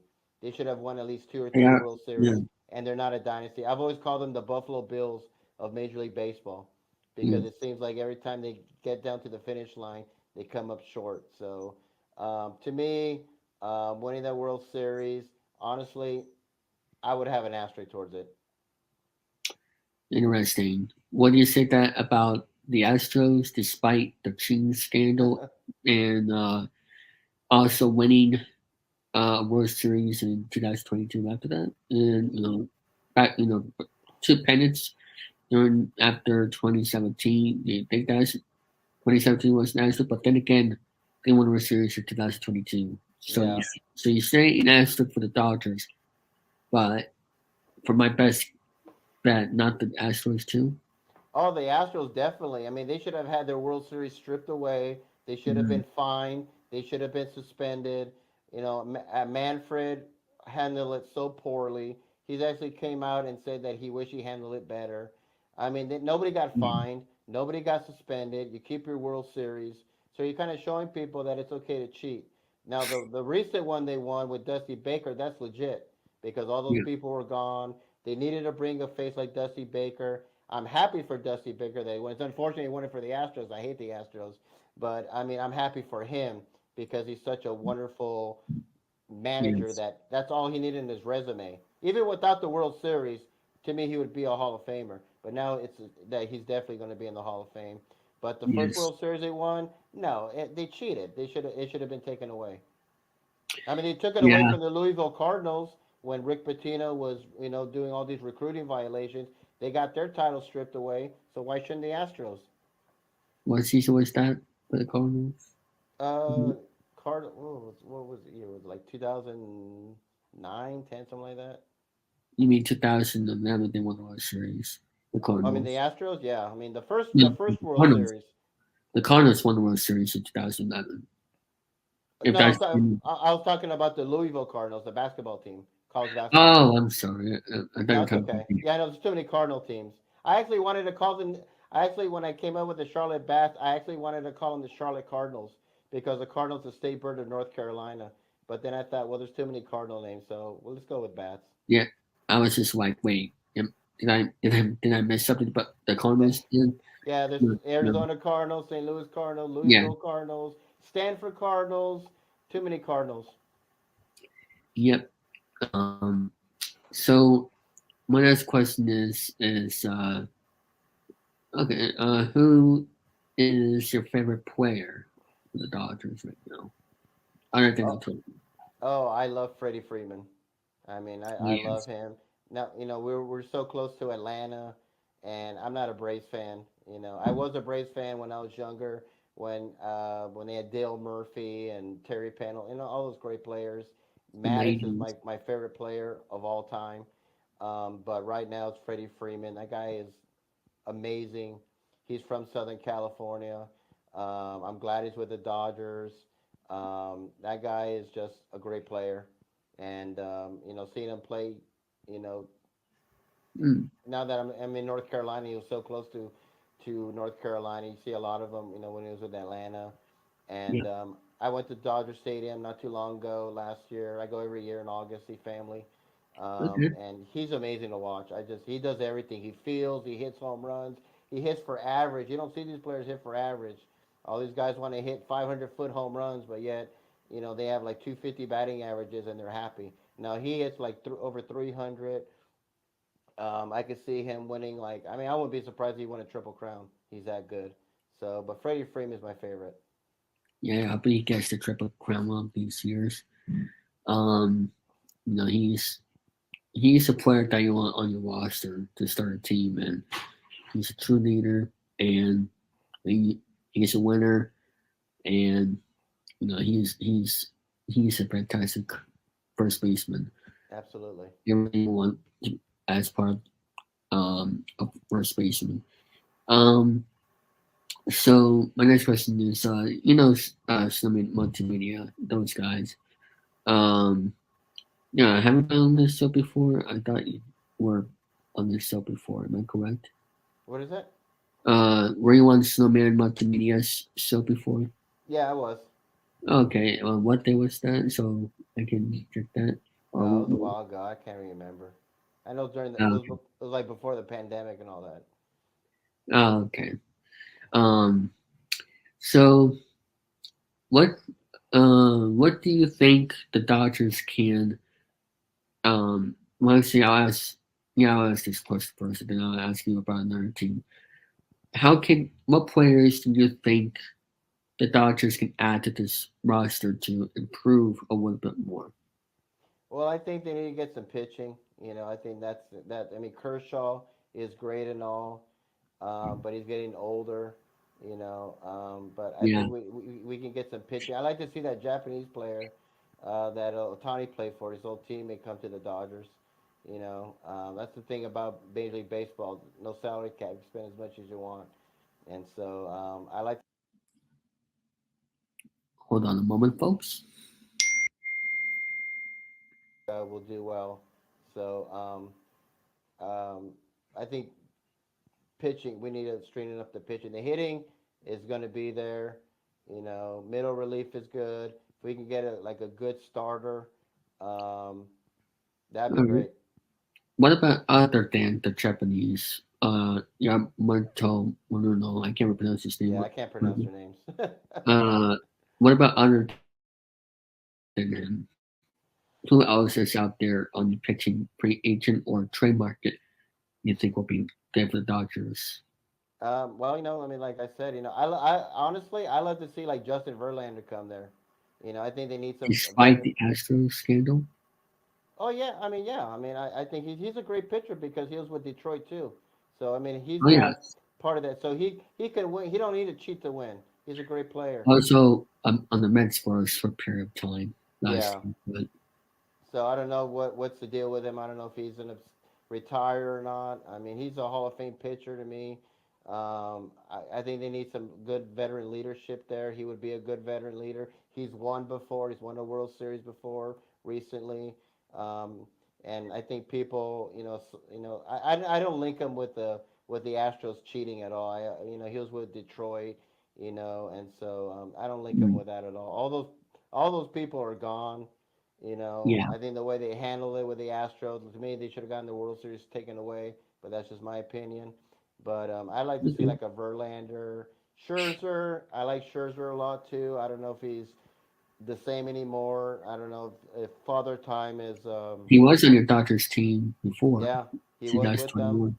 Yeah, and yeah, absolutely. So I like to maybe one of those two guys there. I don't know if Scherzer's the same. He might be, Father Time might be caught up to him or not. But like in a short term, win a World Series. I like to see those two guys maybe. My next question is, do you think the Padres, with all their little talent that just recently, um, you know, got traded solo to the Yankees, Hmm. do you think um, the Padres can still, despite their uncertainty 2023 season results, do you think they can get back to being postseason contentions and maybe even a threat to your Dodgers? Oh God, it's so hard because they've been such a disappointment. Last year they were a disappointment. I think the Padres. I think getting rid of Soto was good. They need to get rid of him. They need to get some draft picks. I just think they have way too many superstars. I think they have a lot of young individuals who care about their stats. Yeah, It reminded me of the Mets when they had Bobby Bonilla and Eddie Murray and Vince Coleman and all this dream team, and they were terrible. The chemistry is just not good there. I think, and I can see why Bob Melvin left for the Giants. Now they got a new manager who's actually from Charlotte. I'm rooting for him. I hope he does well. Do I think they'll contend with the Dodgers? No, I don't think so. I think they'll be, I mean, maybe a wild card, maybe I don't know, but do I see them like competing against Dodgers? No, Dodgers are just too explosive. The Padres, I just think they have a lot of immaturity problems. They had Hosmer on there, and to me, Hosmer yeah. was that veteran guy there that they had, and ever I since don't they know. I traded think him I would. away, they have become they seem very spoiled, like they expect to win and all that stuff. I think when they traded Hosmer away, that was a big mistake because even though he wasn't the same player as he was with the Royals, he was that veteran leader that they needed, that maturity that they needed. And ever since he left, they act like a bunch of spoiled young brats, especially Machado, who throws his tantrums and gets upset because he was. I mean, it's like the rules. You can't be in the batter's box too long. You broke the rules, and he's hollering and screaming and throwing his helmet. That's the kind of stuff that's hurting the Padres. That immaturity. That they got some veteran leadership there, and I think they got the right manager. I think they could be like maybe a wild card team, but I don't see them passing the Dodgers at all. Yes, aka Mike Silt. Yes, So who was part of the Cardinals organization. great manager, Yep, and was and a native of Charlotte, North Carolina, by the way. So I'm yes rooting for indeed. him. So we'll see what he can bring to the table to the Padres in 2024. So anyway, that's gonna be it for this interview here. Do you have anything else you want to promote? No, just you can go on my website. We actually have a petition on there. So our website is www.charlottebats.com. You can go on there on our front page. There's a petition, and to our viewers, go on there, sign it, pass it on to your friends. Tell us about this cool guy that wants to bring MLB to Charlotte, and um, and you can see me on Facebook at Charlotte MLB Charlotte, Charlotte Bats. I'm on Instagram at Charlotte Bats, LinkedIn under Rick Curdy, and my email address is cltbatsbaseball@gmail.com if people want to know more about us and what we're doing. And before we go, what else do you have coming up in 2024 that people can expect from you? Well, right now we're working on our website. We're working on an online store. We got some new shirts. I'm gonna get some hats. Eventually, we'll progress to jerseys. So right now, I'm kind of working on those things right now, and probably do some more interviews and get the word out. Now that it's official that Oakland's winning Las Vegas and Tampa's gonna get a new stadium, we'll see what happens. But like I said, once Tampa starts building that stadium and it's done, you're going to be hearing a lot of stuff about expansion. You'll be hearing a lot about Nashville and Charlotte and Portland and Salt Lake City and all these other places. So stay tuned. You mean Portland, Maine, right? Oregon. Oh, okay. Yeah, they want to Portland, Oregon is on that list, not Maine. I think Yeah. another beautiful state that I like Yes. to see an MLB team, but unfortunately I don't see that happening. Too close to I wish Boston. as well. Lot of Red Sox fans there. I know Stephen Yeah. King's from Maine, and he's a big Red Sox fan. So a lot of those Maine Yeah. people are Red Sox fans. I wish men can have a team, but unfortunately that can't be. But thank you for doing this, and you know, uh, thank you very much. Thank you, man. Have a good day. Yes, indeed. All right, everybody, we are here on this next interview on 10,000 Hangouts with our next guest here, Jason Kenny. How you doing tonight, Jason? How you doing, 3000? How you doing? Everybody out there in Cyberland, what is up? It is I, Jason Kelly. It's Kelly, that's right. Sure. Announcer for Card Sharks, Blockbusters, and whoever else wants to, Yep, just rock out with me. yep. You're also the announcer on Jason DeCanio shows as well, and that's pretty much what you do for announcing currently. And speaking of which, would you like to tell us everybody about yourself? That'll be my first question to you. Tell me about myself, huh? Yep. Well, I currently live in the DFW area of Texas, in a city called Louisville. I'm originally from Milwaukee, Wisconsin, if you can believe that, home of the Bucks, Brewers, and the Green Bay Packers and whatnot. Okay. I was born on February 28th, 1975. And what else you want to know about me? I like to draw a Um. lot. I like to hang out with some friends like I'm doing right now.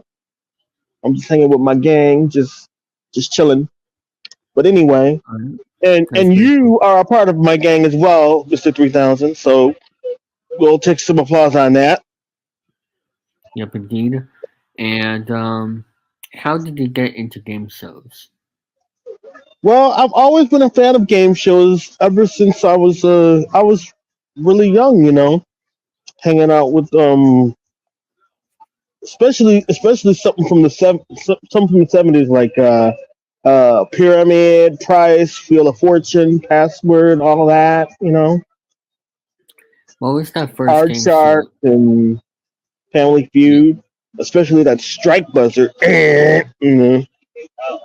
yep. What was that first game show got into that excuse me got you into watching game shows? What was Definitely your the first price one? is right. Definitely. Bob Alright, Barker, all that. Bob yep, Barker, Janice Pennington, Diane, Holly, everybody. Kathleen, and now Drew Carey's doing it.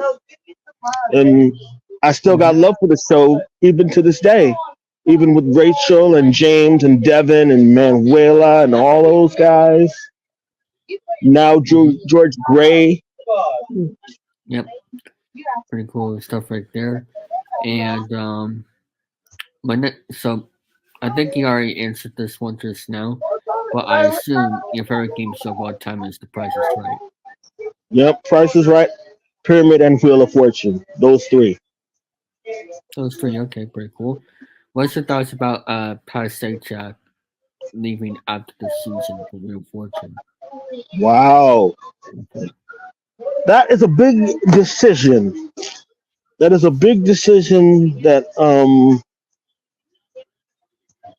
everybody's been thinking about.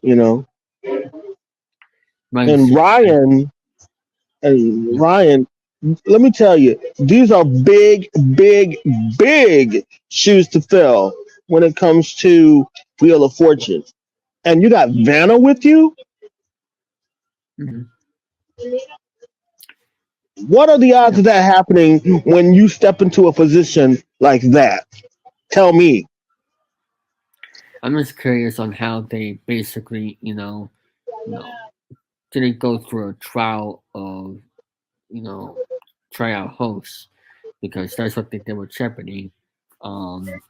And just, whoops, for some reason, like you know, it didn't work out with that, but ended up back to Ken Jennings, and Wheel of Fortune never had that. They never had a trial hosts, and they got Ryan Seacrest. So I'm not quite sure how that happened. I don't know if I should pick that, but that's just my view because I thought they would do a trial like Jeopardy did, but I guess they didn't want to screw that up again. But that's just me. Right. Um, You know what? They Wheel of Fortune. We all, they did the one and done thing.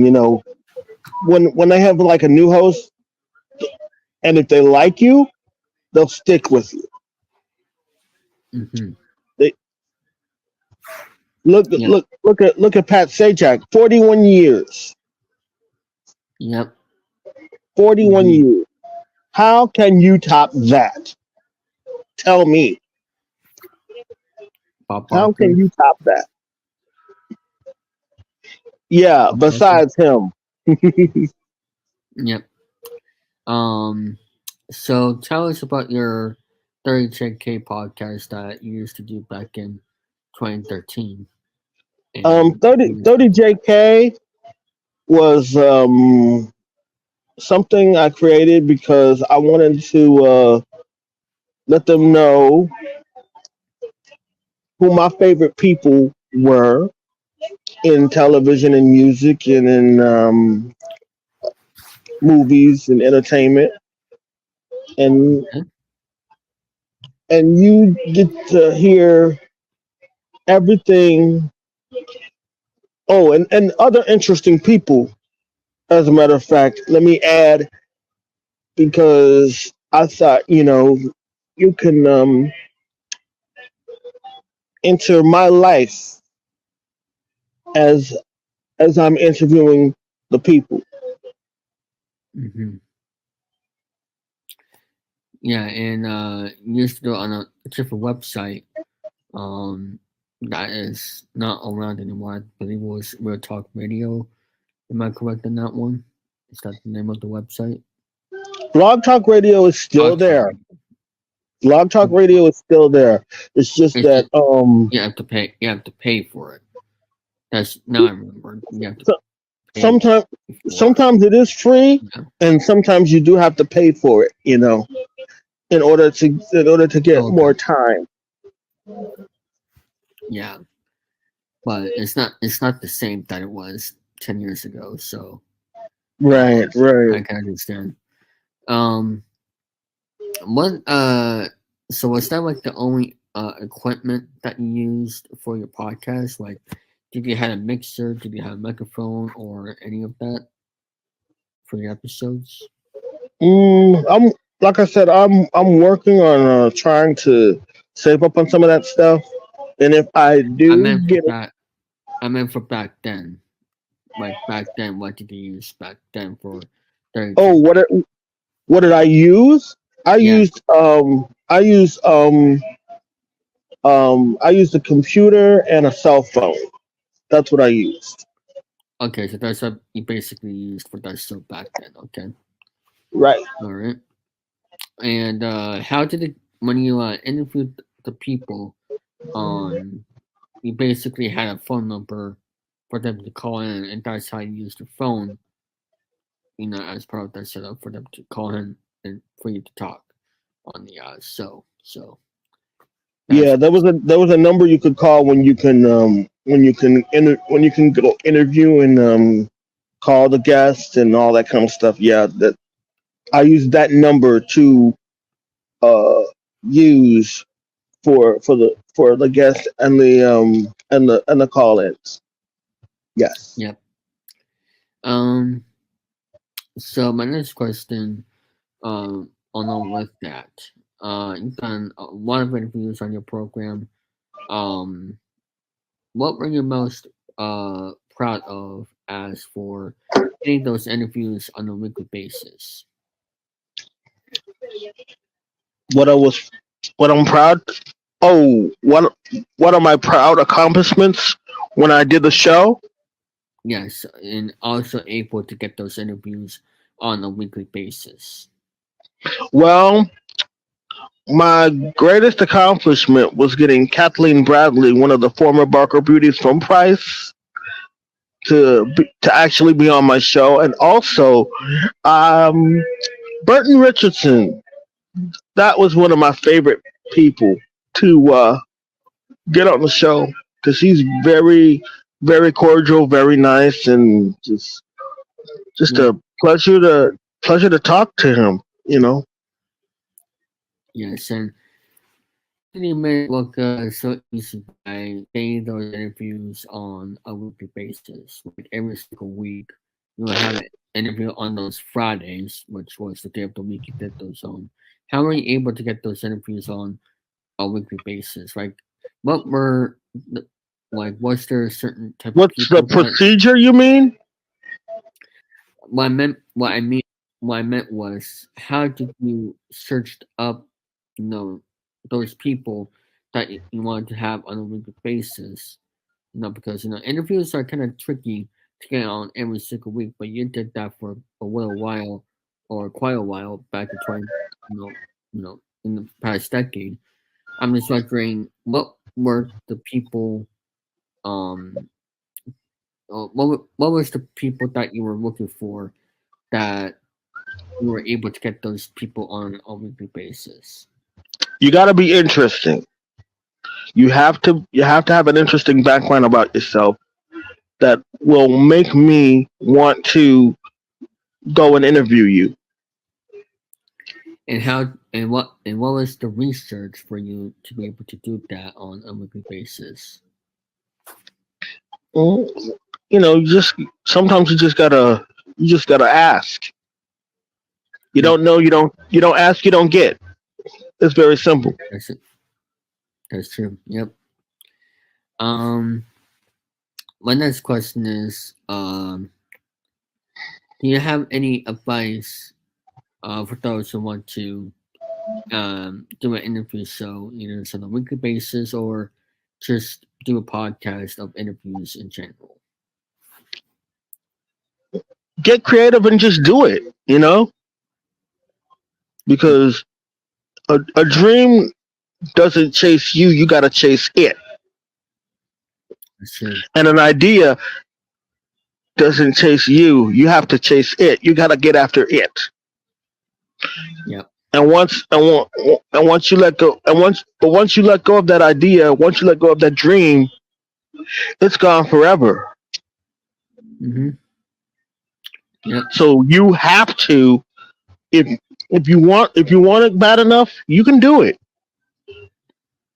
I Yep. mean, 30 JK had been on for like 10 years, like you said, and and it's still going thanks to you and your network. So I gotta give you props for that. Mm-hmm. But you haven't done any new episodes of it since 2016, I believe. Am I correct? 2016 or 2015? Was that the last time you did record a new episode? Yeah, that was the last time we plugged in some new ones. Yeah. What made you decide to discontinue making new episodes back in 2016 or 2015? What made you Well, decide to discontinue? I decided to focus on work a little more, Understood. and, and just do what I have to do to, you know, get creative. You know what I mean? Understood. Um, so next we're gonna go to another person that you both know. Chase DeCanio, about 13 years ago. You first met Yeah. back in 2011. How did you meet Jason, and what has he been the best as for helping you with the content or whatever it may be? How did it first Now, meet? now I've known him ever since I've done some of his shows on what was that, Mixcloud or something like Uh, that. yes, and also Anchor, which is now Spotify.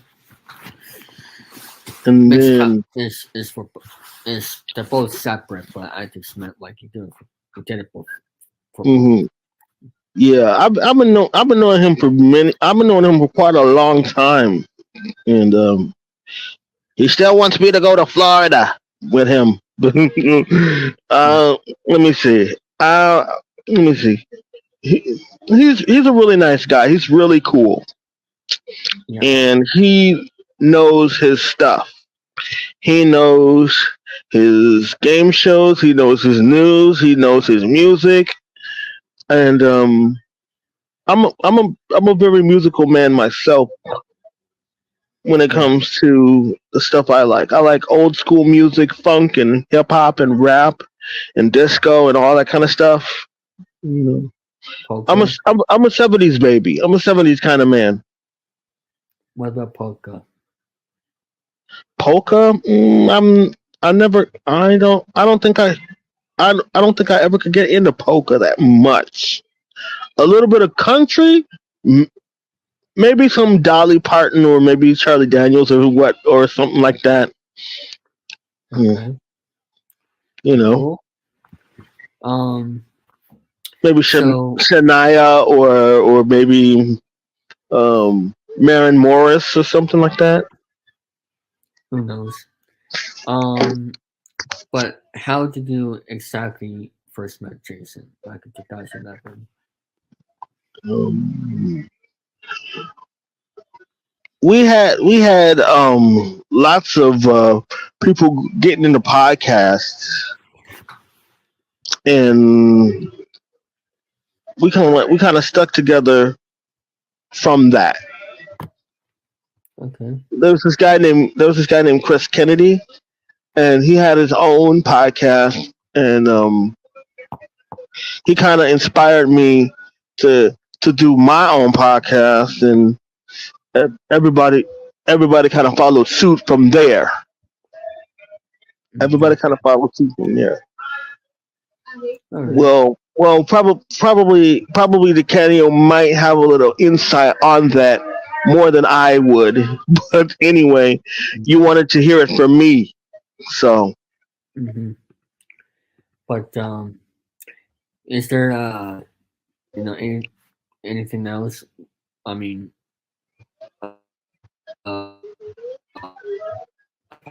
deciding that ahead, but was it just because you both like game shows, or like do you remember the first conversations you had with him, or whatever the case may be, like as well? hmm. It's probably because of the fact we do like game shows a lot. Okay, so you met each other like through Facebook groups and those type of things, I believe. So You could say that's that, yeah. all right.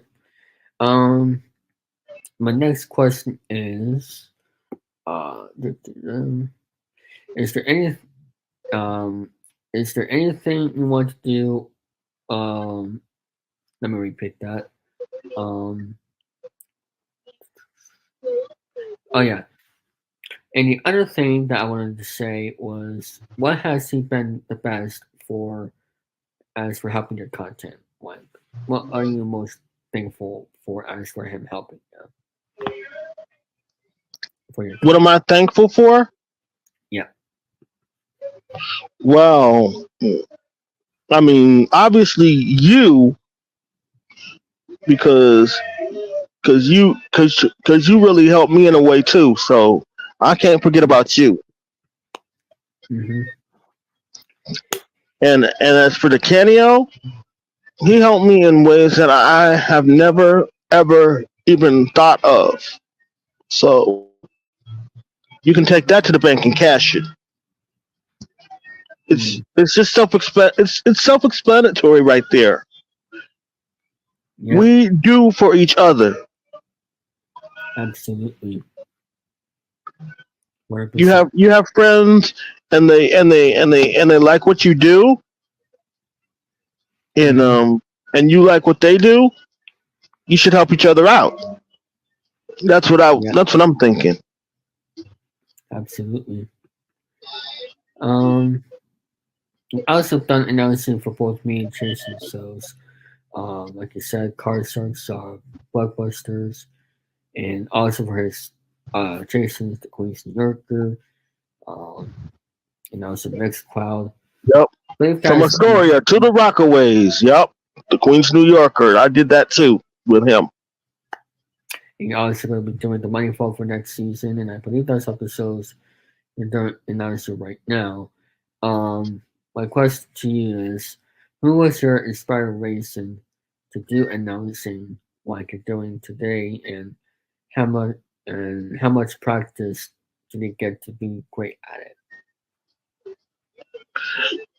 Well, first of all, when it comes to the game show announcing, you have to give it up for Johnny Olson, Gene Wood, Rod Roddy, Charlie O'Donnell, my good friend Mr. Burton Richardson, Randy West, Dean Goss, another great friend of mine. I love Dean Goss. He's really cool. Mm-hmm. And Jim Thornton, another cool announcer from Wheel of Yep. Fortune. And the practice answer, well, hey, all you gotta do is just look at a few shows and get all their lines down. Yep. How Mm-hmm. bad could it be? How hard could it be? You know, Absolutely. practice your lines, and just have fun with it. Yep. That's how I look at it. Indeed. And have you done announcing for like internships or any other past jobs that you Well, have? I've been in let's see. Oh, WMSE in Milwaukee. I started there in 2000 what? 4, I believe. 2004. And then Okay. 2007, I think. 2000, it's one of those years. And I was sitting in for somebody. It was called the Saturday Afternoon Boogie Bang, and it was hip hop and old school funk. That's what it is, you know. Mhm. Okay. Interesting stuff. And then Um, somewhere along the line, I've been to other radio stations like V100 in Milwaukee and Hot 102 when it was years before it was a rock station, an alternative rock station. And then, oh wow, you must go way back with the questions, huh, David? yep. Indeed. Haven't thought of anything else, or is that all you have for what you've done? Mm. And then, of course, with the restaurant thing, with Raising Cane's, my current job, just trying to just just trying to make ends meet, just do what I can and have fun with that. Yep. And with the job you're doing right now, will you ever think about getting a new job in the near future? Because your schedule with the third shift or whatever it is, with the random schedule. I mean, I know you've been working hard at it, but have you thought of getting something that um might be better for you, or maybe even something you actually want? I'm just curious. Um, what do you think? Can you repeat that? I can barely hear you. Oh, testing 1 2 3. 1 2 Yeah. 3. Testing 1 2. Okay, let me repeat that one more time.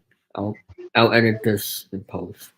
Um, Speaking of jobs, have you ever thought of getting something like a new job in the near future? I know you're working at King's, right now at the restaurant for a very long time, almost a decade. But have you ever thought of getting a new job in the near future? Just have something new and maybe something that you actually want without working third shift or just a better schedule than the one you have right now.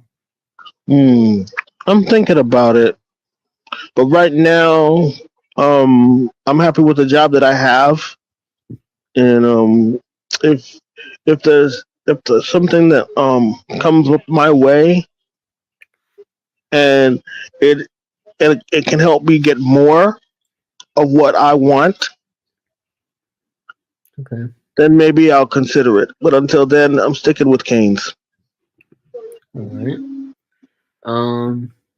What else do you like other than game shows and music? I like drawing. I draw a lot, and if you see on my Facebook page and my Twitter pages, you see some of my artwork there. Yep. What about other than art? Is there anything else you like other than art and the other two? What am I better with? No, is there anything? Is there anything else that you like other than art, music, and game shows? Those I three. watch Netflix sometimes. Netflix. Oh, I I hang out with friends online and stuff like that. All Just right. to say hi. What about sports? I like football, basketball, baseball. Okay. I got a lot of teams. Yep. What other projects do you have coming up in the near future? Mm, as soon as I get all the equipment that I need for the podcast, I'll let you know. You'll be one of the first to know.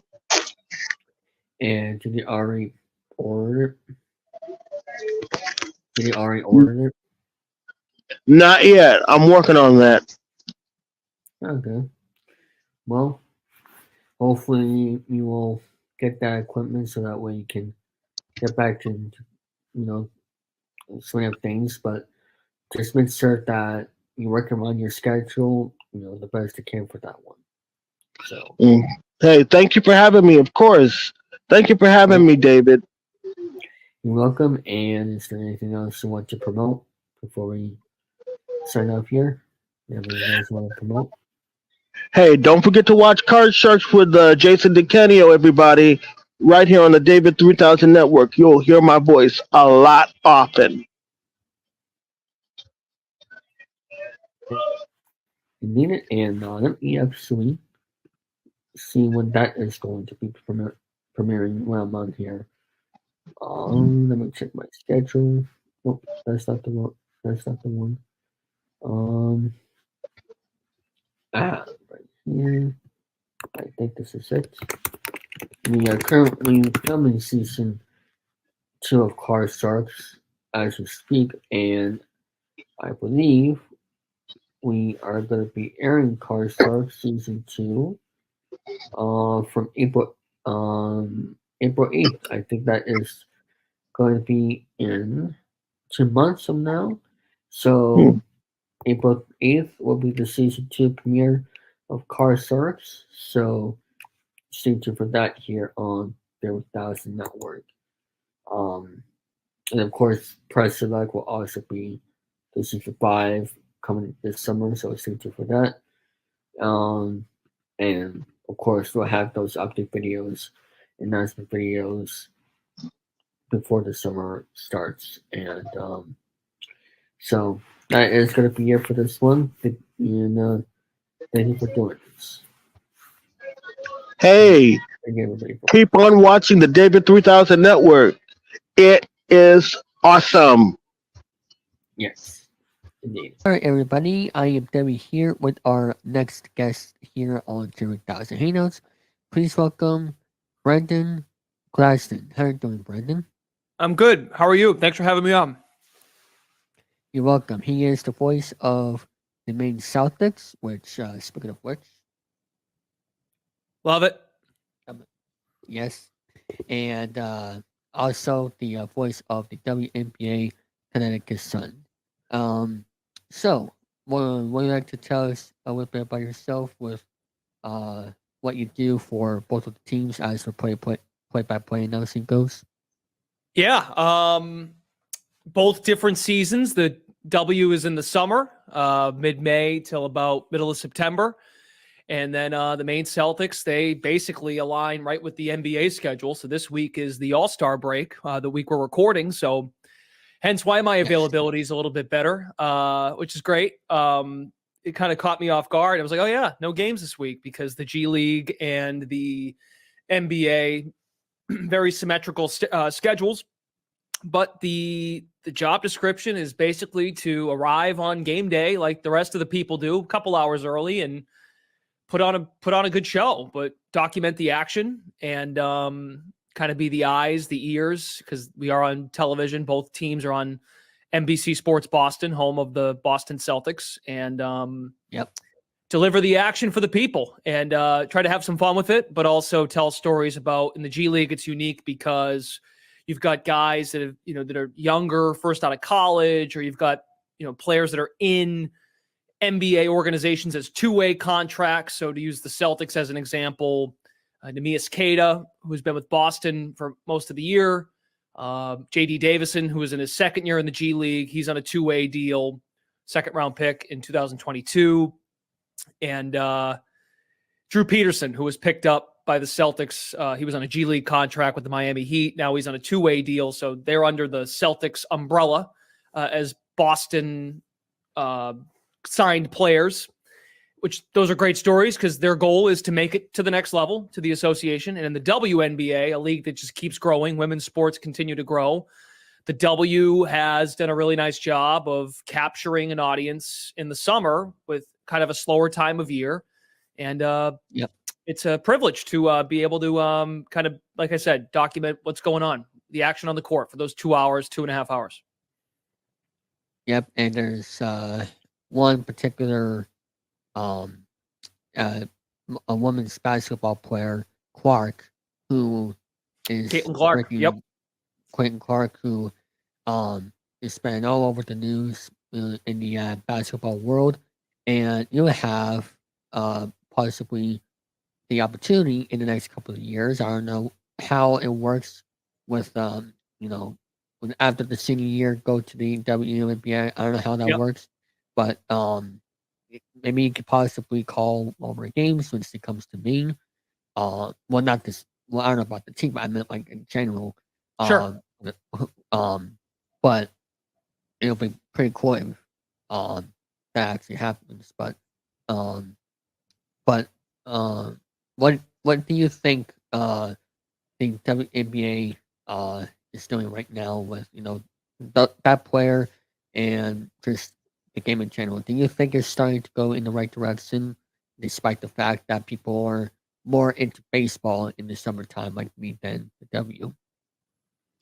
Well, Caitlin Clark, Angel Reese of LSU, just to name a few, Paige Beckers at UConn. There are countless others. Caitlin has captured, though, a new audience, which is fantastic.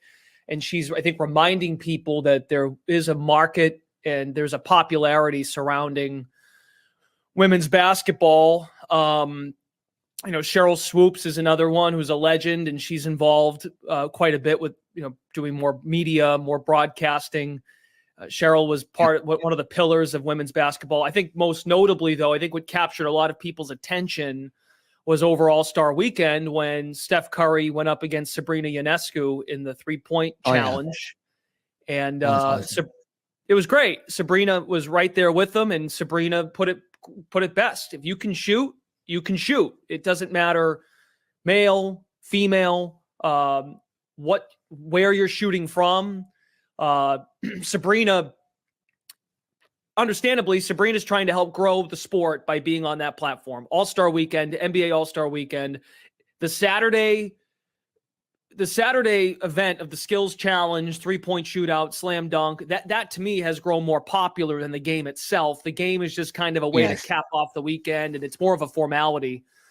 But the Saturday competitions, it was a great window, and the audience, from what I was reading, the audience was at its peak as far as viewership when Sabrina and Steph went head to head. And Sabrina shot from the NBA line, and she already shoots from that distance already during WNBA games. She has that kind of range. But It's great to see that to see her be involved and bring more attention to what is a growing league. The numbers don't lie. The TV ratings keep going up. Had a great viewership for the finals last fall when the Vegas Aces played the Sabrina Ionescu in the New York Liberty. So it just keeps growing. I think what I always try to tell people that might be new to pro women's basketball or even seeing Caitlin Clark, it's the reminder. I like, if you ever seen the movie Air, the Michael Jordan shoe movie, it took the NBA in the 1980s. The NBA finals were on tape delay in the 1980s. Like that wasn't too long ago.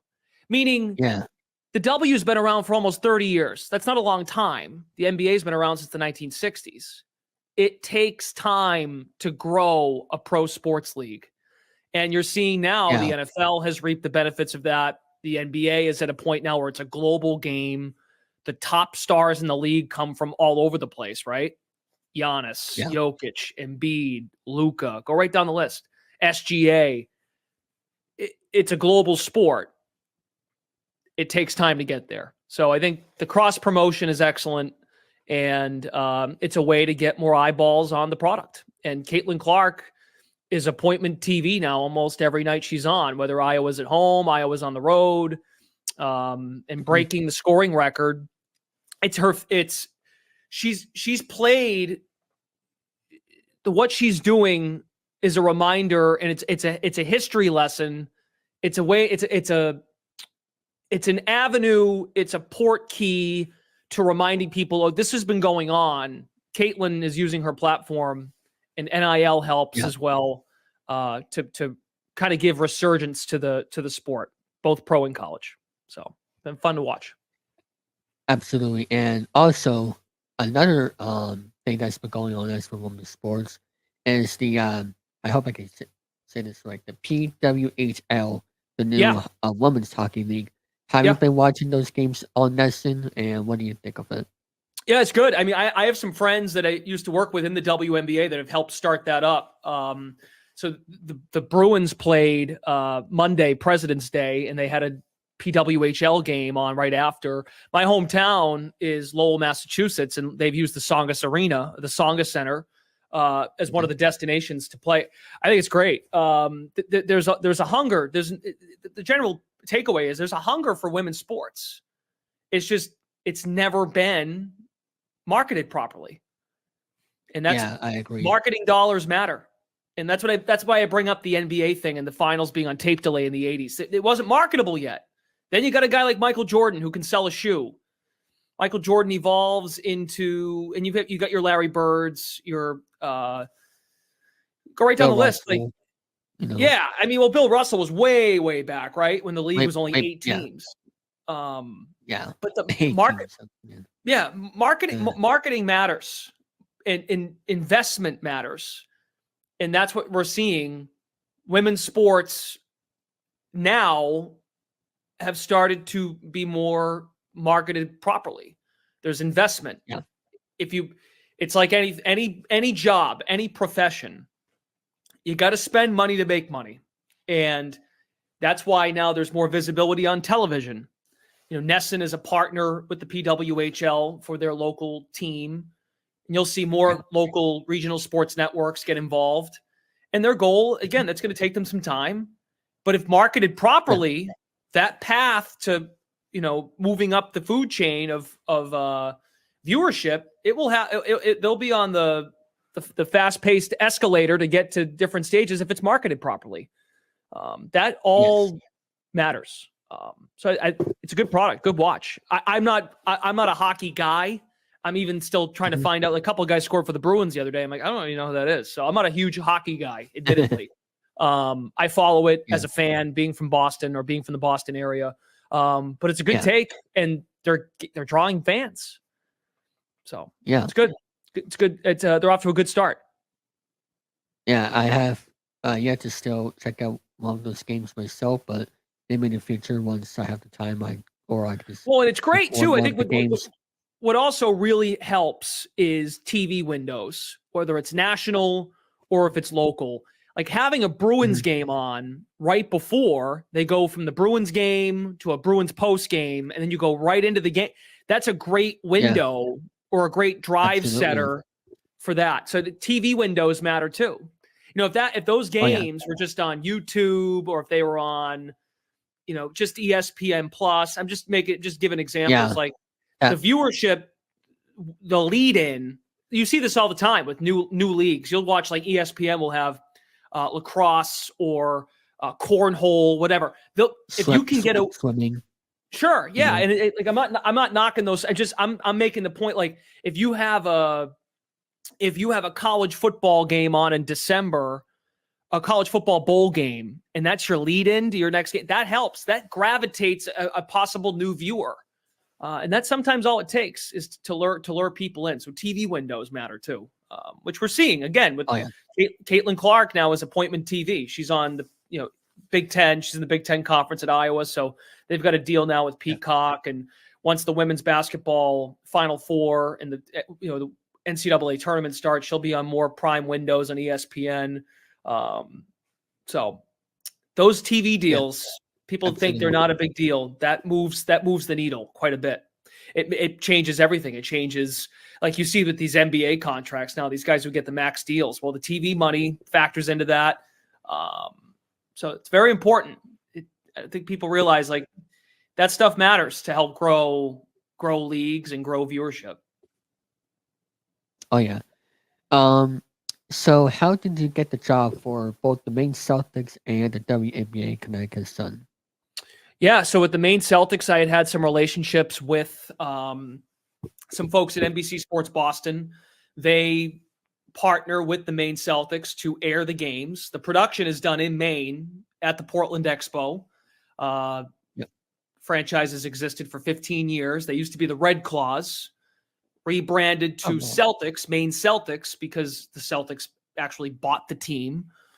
And you can see the similarities in how they play. There's a big, you can tell in the G League when you watch certain teams so if it's the affiliate of the Pistons or the Nuggets or the Knicks or the Nets, not to say they're not all trying this, but you can see the teams that have come a long way. There's a lot of parallels from how their G League team plays to how their NBA team plays. Not necessarily wins and losses, but stylistically, players they're looking for. Now, for a winning team like the Boston Celtics, who are contending for a championship, when you play at the G League level for that team, well, Boston looks at the G League team like, who can we pick up from our G League squad that can fit a championship-ready roster?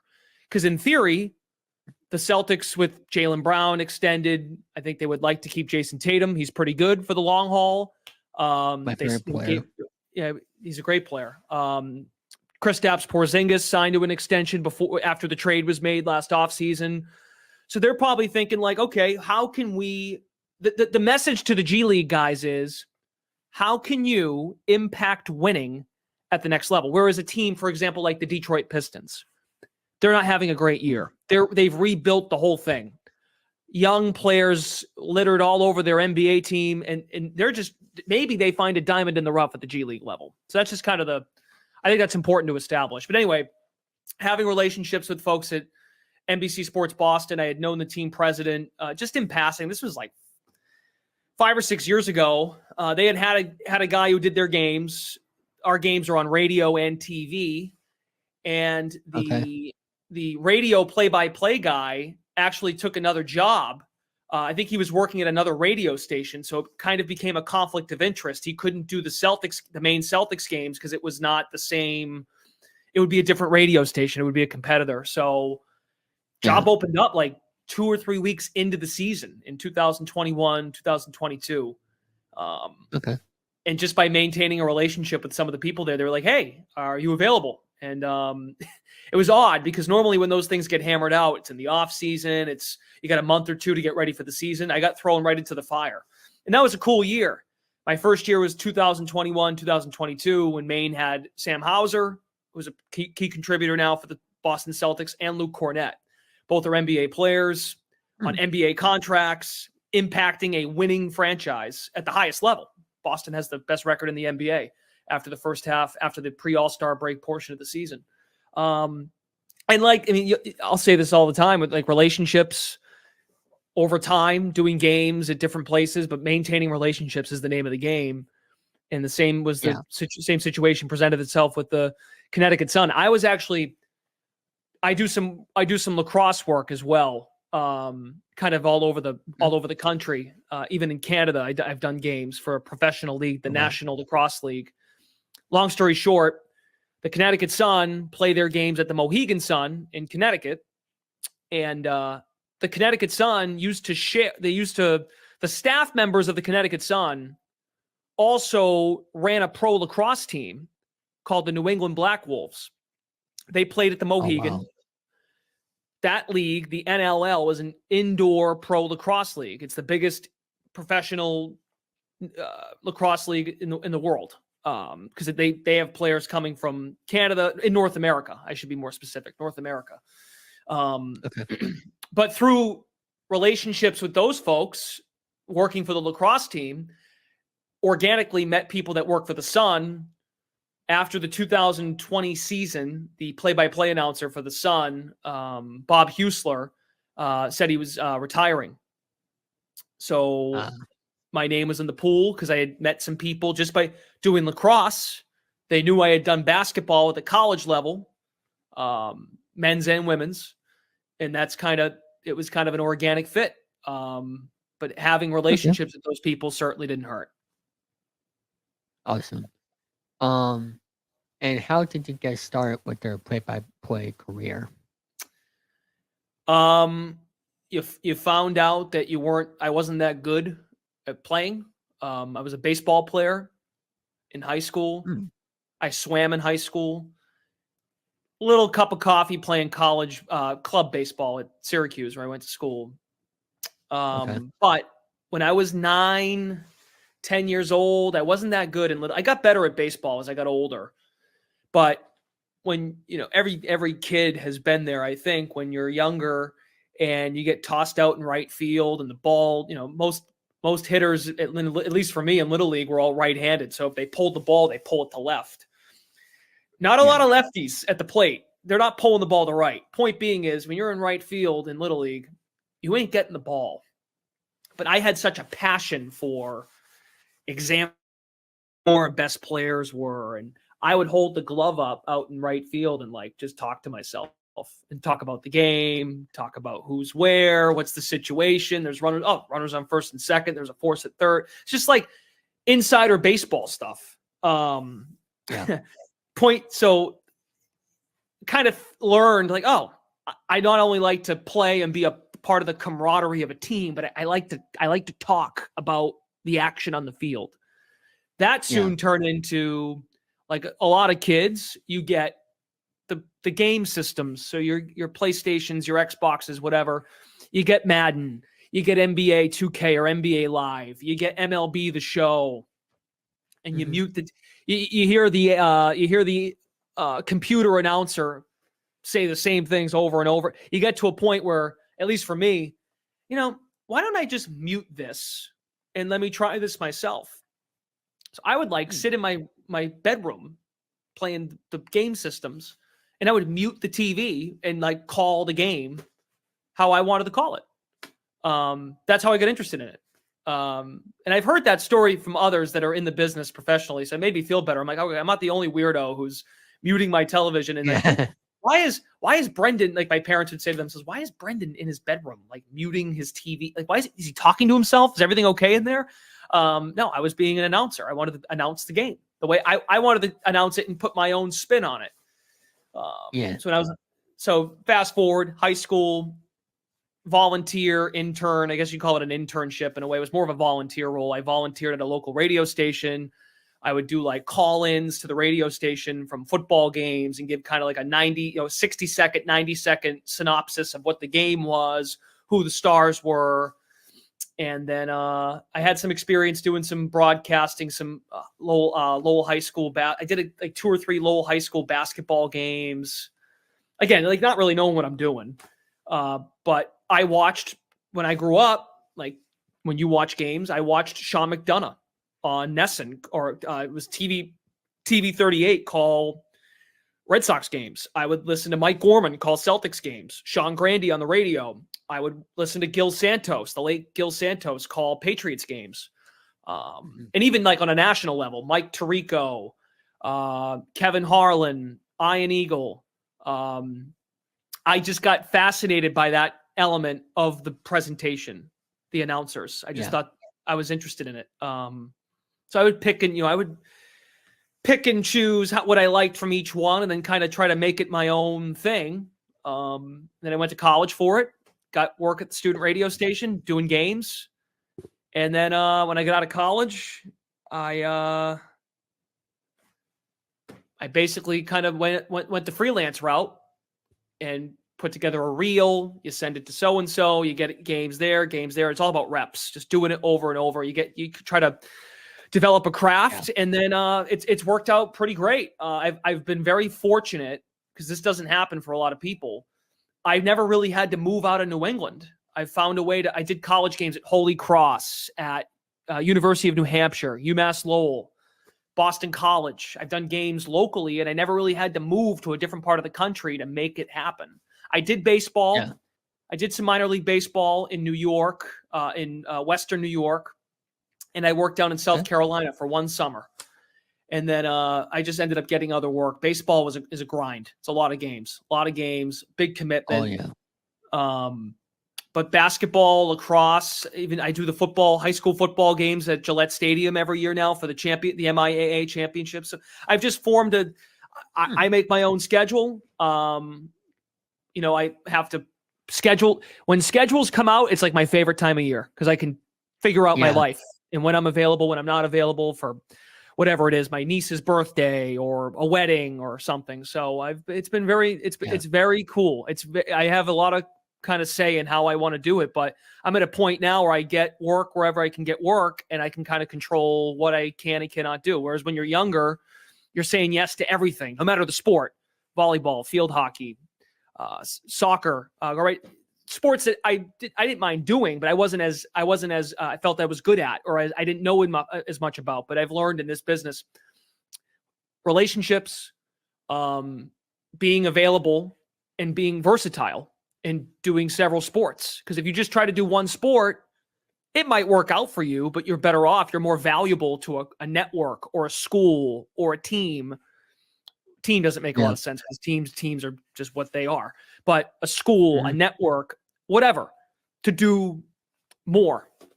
And it's worked out, which is great. I like doing these kinds of things. It's a good reminder that there are long days. There's a lot of drive. I mean, I drive to Maine. It's only an hour and 20 minutes from where I live in the Boston area. I drive to Connecticut. They take care of me. There's a lot of driving, a lot of travel. But you're reminded, like, hey, like, this is pretty cool. Like, people will say, I'll get home and like, how was work? And I'm like, oh, I guess that was kind of work. It doesn't feel like work though. It's like I'm covering sports. Yeah. Like this is a blast. So. And you can get up in the morning whenever you want, and then. Yeah, I'm a night owl. I'm up late, so I'll get home and. Yeah. Natural instinct, and I know when we exchanged emails to do this, you're like, oh, I want to watch this game and watch the Red Sox are here, and I want to watch the Bruins. I get it. Like now, when you find out is when you want to work. Like with me, when I want to call games, well, there's a lot of situations where I might be calling a game and I have to miss a premier event, or I have to miss. Well, you can always record it on your DVR if you really wanted to. I hear you. Totally, you're 1,000% right. Nowadays, though, with the freaking phones and the updates you get, I'm like, it's almost like you have to you got to stay away completely because if I don't, the minute I open something, I go, there's a spoiler. Yeah. But to your point, I would get home from a game, and my natural instinct is throw another game on. Even when I'm like preparing for if I'm doing a Maine Celtics game, right? And say Maine plays on a Thursday and Boston is playing Wednesday. I'll put the Boston game on, and I'll sit in my computer, I'll have my monitor here, and I'll throw the game on, and I'll just do my prep notes, and I'm watching, but I'm not watching like a lot of other people are, which is probably on their couch, legs up. Like I'm plowing away at other stuff because preparation. You don't just show up to a game and call it. You got to have your notes prepared, and But then that's what I mean, though. That's what like game day, like actually at the arena. I've got all my notes ready. At this point, I'm like, now we got to play a basketball game. Let's see what happens. And then the game dictates how you call the game, right? If I have all these notes, my charts are over there, but if I have all this stuff, like I only use about 15 to 20% of all those notes because I'm not a historian, right? I'm not supposed to be a statistician. I'm watching the game like everybody else is. Let's watch the game. The idea, the goal as an announcer is I'm with wherever you are at a bar, a friend's house, on the couch with family, friends, whatever. I want to be right there with you and go along for the ride and then chime in with details to make the experience better. And that was the game, like what the person's thinking at home, basically. Yeah. Yeah. Like I think it seems simple but it's not, because sometimes announcers, and it happens, don't get me wrong. Like you almost get obsessed with, you forget, like sometimes you'll sit at the scores table or the broadcast table and you got your headset on and you're so locked into like a run or a stat or a story, and it might be fit when you say it, but you have to remind yourself, like, we are catering to an audience. Like, what does the audience care about? So the old adage that you always have to keep in mind is consider the audience. So I try to have as much fun as I can, because who wants to watch a game where you're monotone or even like not even like, don't be too positive, don't be too negative. You know, I'm a big believer in this. I might do games for the Maine Celtics and the Connecticut Sun, but whoever they're playing, if they get beat and the other team's doing well and there's a guy on the other team who scores 40, I'm going to give that guy his cred. Like, it's a game. Like, it's a basketball game. Like that's the whole idea, right? So I don't turn into I'm very down the middle on that. We have more of a spin on a Celtics angle or a Connecticut Sun angle. Like we might highlight more stuff, but at the end of the day, if they have a game, you know, we're not really critical, but if the other team beat them, the other team beat them. That's just how it goes. That's why we all love it. We love the idea of not knowing what's going to happen. That's why we watch, right? Yes, we love the action. And this also goes to my next question. So you cover a whole bunch of, you cover basketball, in different areas, college, the G League and women's. When you first got started to doing the G League and the W, how do you learn the players from both leagues? Because that takes a while of research and knowing what the players are, and you probably never watched the W before or the league or G League before you got the jobs. How do you learn the players, and what research do you do to keep learning the players and their stats, etc.? Yeah, I think a great resource. YouTube is an excellent resource for college games. I mean, so a lot of the G League, a good portion of the G League players come right out of college. They don't, or they play overseas.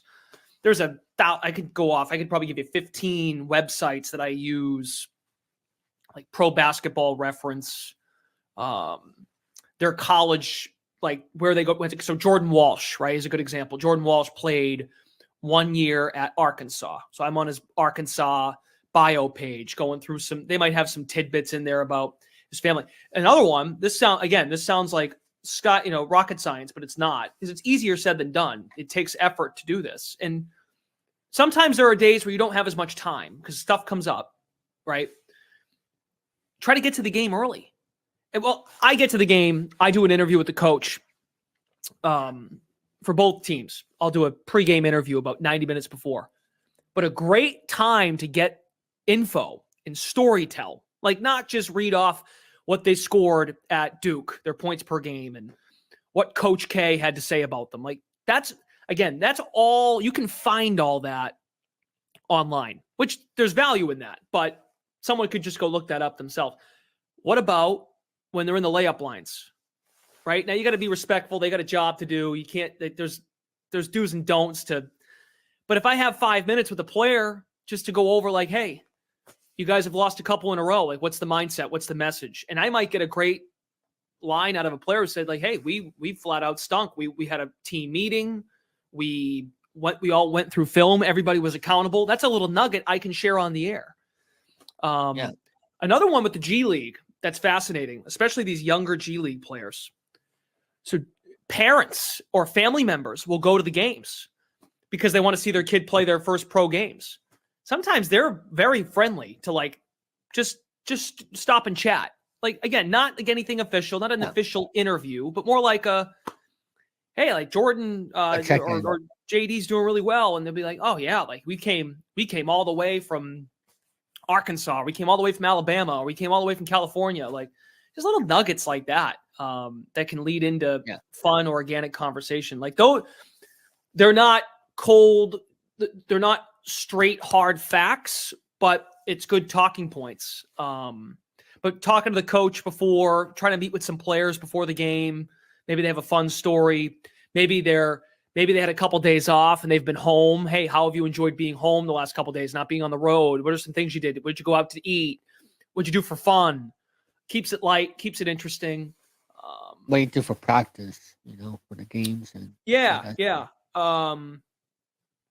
we do a podcast too, Maine Celtics. We do a Maine Celtics podcast. Now we've done 6 or 7 episodes and we get a chance to really sit down and do very similar to this. We'd sit down for an hour and we try to talk about stuff other than basketball. Cause that's what they're in it for a 6-month grind in the G League, at least. Right. I mean, a lot of those players that you see in Maine, they're getting to Boston for training camp at the end of September and they're in it till the end of March. It's a lot like baseball, where Labor Day weekend is typically the last weekend of minor league baseball. Then they have the call-ups, and then MLB, as we know, they start their playoffs in October.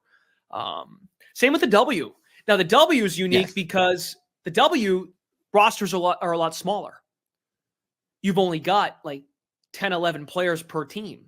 So it's the 140 best players in the world, in theory, playing in this league at the professional level. So the access is actually a lot easier because in the G League and the NBA, there's 30 teams. In the W, there's 12 teams.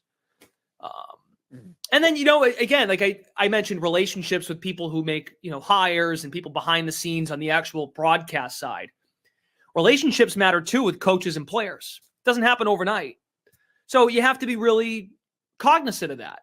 When you go introduce yourself to a player, they're going to look at you like, who are you? Right? Like, now, if you maintain it and they recognize you're at the table every night, you're there for every game, and you do a good job. And again, I'm not saying like sugarcoat it or like, constantly talk them up. But if you know ball, they'll want to talk. And they want to talk shop, they'll talk shop. They want to talk about what they've been doing for fun, they'll talk about it. So that's the unique way of connecting. And that's why like a guy who I admire, and he's fantastic, is Mike Gorman. Did the Celtics for 40 years. And Mike, when you watch Mike as a kid, when I was younger, like Mike had a ton of fun on the air with Tommy, and he does with Scal. Yeah. But Mike, you could tell players respected. Now Mike's been around a long time, so Mike grew in that role. But Mike would just tell a short story about how he interacted with Paul Pierce in the tunnel, like just a short little. But you could tell Mike's passion and energy shined through on the air about how much he enjoyed just the banter. And a guy like Paul Pierce over time, who was in Boston for almost 15 years, he appreciated that. And then you get more and more out of them as they get more comfortable. So. Oh, yeah. And also, I'm looking at this up here. The W starts May 14th for the regular season. Yes. So, so that's before Memorial Day. And that's you also this year. And this year they'll have a month off. They'll have it's about 4 weeks in total for the Olympics this year. There'll be an Olympic break this year, which they had the Olympics in a couple years ago. We had the same thing happen in 2021 because the Olympics moved from 2020 to 2021. So they'll have a 4-month recess for the Olympics. So that's why our season this year will start a little earlier, about a week or two earlier than normal, and then it will go a little later. It will go into mid-September. Typically, the season ends middle to the end of August, but this year it will go into September. And they've added games, 40 games now. It's gone from 32 to 36 to 40. Last year they played 40. So Oh, wow. it keeps growing. Cool. It's great. And as for the main Celtics, you do both TV and radio for the away games, correct? No, I just do the home games. Yep, it's a radio. Okay. It's a radio simulcast. So we're on NBC Sports Boston for all of our home games. Now, if we have a game that same night the Celtics play in Boston, our game will be on tape delay. But there are other broadcast partners with the G League. Some nights they'll be on ESPN Plus. Other nights they'll be on Tubi. Some games are on NBA TV, which is pretty neat, on a national stage. And they do a great job in Portland. They sell out that arena almost every single game, or pretty close. If it's not a sellout, it's right there. It's a very intimate feel. They get about 3,000 people in the building, and it's a smaller setting. But it almost the way I feel when I go back and watch a game, it looks like an AAU tournament, like one of those big AAU tournaments down in like Georgia, or down in Florida, or Texas, or even in Springfield when they do the Springfield Basketball Hall of Fame one. It's a really cool setup. The people are right on top of you. It's really cool. And there are teams in the G League that play at the NBA. So like the Wisconsin Herd, they're the Bucks affiliate. They'll play where the Bucks play. And you can tell when you watch the game, like they're not selling the place out. Oklahoma City, the Thunder, their G League club, Oklahoma City Blue, they play in the same building. So as much as I would love to see 17,000 people go to TD Garden and watch a G League game, they pack the place for Maine. So it's a really intimate setting. And I think those smaller arenas it makes the show and makes the game makes them feel bigger. Yep. And also for your next game for the main Celtics will be February 25th at 1 o'clock. Sunday. Yep. Sports. So I'll be watching that to see how they do, which this goes to my next question. What do you think of the main Celtics here so far this season? It's been an up and down year as far as wins and losses. The priority at the G League level is to develop players. And to, again, like I said before, the goal when you are a G League affiliate of a team that has championship aspirations and you have stars in Boston, to churn out a roster spot at the next level is really difficult. Because it's not like they're in a developmental or a case study phase. Like I use the Pistons as an example. And they're not the only ones, but teams that aren't contending, they have more of a luxury to mix and match personnel. Whereas in Boston, it's pretty clear who the top 7-8 players are on the team. And you ain't leapfrogging those guys. It's roster spots, maybe 10 through 13 can go either way. And that could be the case for the next 5 years, for all we know. So it's really fun to watch guys at this level not only compete for maybe a chance in Boston, but a chance to compete in the NBA entirely. They've got the athleticism on this team is off the charts. J.D. Davison can throw down some posters. DJ Stewart is a fun, smaller guard out of Duke he's in his third G League season, second leading scorer on the team. Him and JD, we call them initials because you flip their initials, their name, JD, DJ. It can get a little confusing, admittedly, because they're both at the same position. They're both like point guards or off-ball guards. So they play a fun brand of basketball. They're very similar to Boston. They play defense. When they play defense, their defense usually ignites their offense. That's what I found with this main team. They can get out and run. Jordan Walsh has been a blast to watch his development since he started here in November or early November to now. He's getting some run with the NBA squad. He played 18 minutes in the Brooklyn game right before the All-Star break. It's a younger team. So Boston is looking at it like, hey, we've got a really nice established core of veteran / guys entering their prime at the NBA level. They've had the luxury of going young at the G League level to find the next diamond in the rough that can fit the Boston Celtics culture. So they're right in the mix, though. The NBA G League, just like the NBA, Eastern Conference, Western Conference, Maine is in the East. The Eastern Conference, from like spot 1 to spot 12, it's wide open. Like there's no clarity of who's going to win the conference. There's a lot of good teams, and they're all just beating up on each other. So Maine's in a position right now where they could very well make the playoffs and make a deep run. Really wouldn't be surprising. Or they could be on the outside looking in and just miss out. So it's been, from that standpoint, from a competition standpoint, the league is as tight as it's ever been, which is good for the viewer, good for people like us that talk about it and get to consume it. Yeah. And also for the Maine Celtics, I'm pretty sure it didn't happen this year, but has Jason Tatum ever done rehab in Maine or other players right now, or no? They don't do that? Okay. It happens around the NBA. It hasn't happened in Maine. Yeah. You might remember a player, Delano Banton, who was traded at the trade deadline, was on Boston's roster. Sometimes a guy at the bottom of the bench who doesn't get a lot of minutes, they might come down to Maine and get a chance to play they call them assignment players. So Jordan Walsh is technically an assignment player. He's on an NBA contract, and he'll come down and play for Maine. Robert Williams, who was on the Celtics before, he was in that trade with Drew Holiday. Robert Williams came down. I'm pretty sure, don't quote me on this, Marcus Smart came down. I wasn't there. I wasn't doing the games at this point, but a couple years back when Marcus Smart was a rookie, Smart came down for a game. But no Tatum.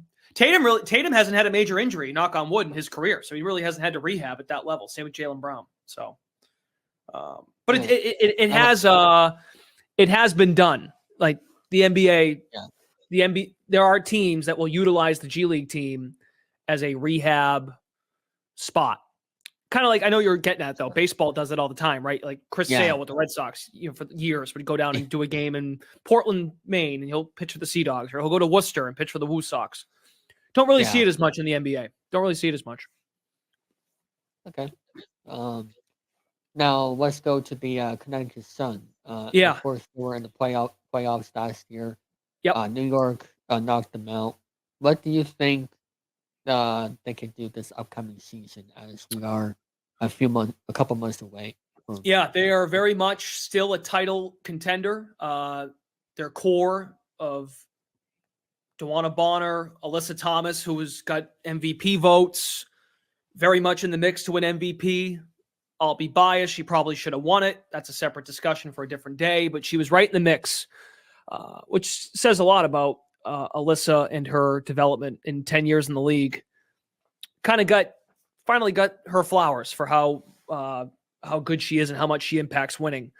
But the main core of players that got them to the finals 2 years ago and landed in the semifinals last year are going to be back. Brianna Jones had a major injury last year. She tore her Achilles back in June. That really changed the whole complexion of the season, because Bree Jones is a center, and it made it so Connecticut had to play smaller, and they were missing that nucleus in the paint. So it really changed how they played. Now they pivoted really well and still found a way to finish third best record in the league.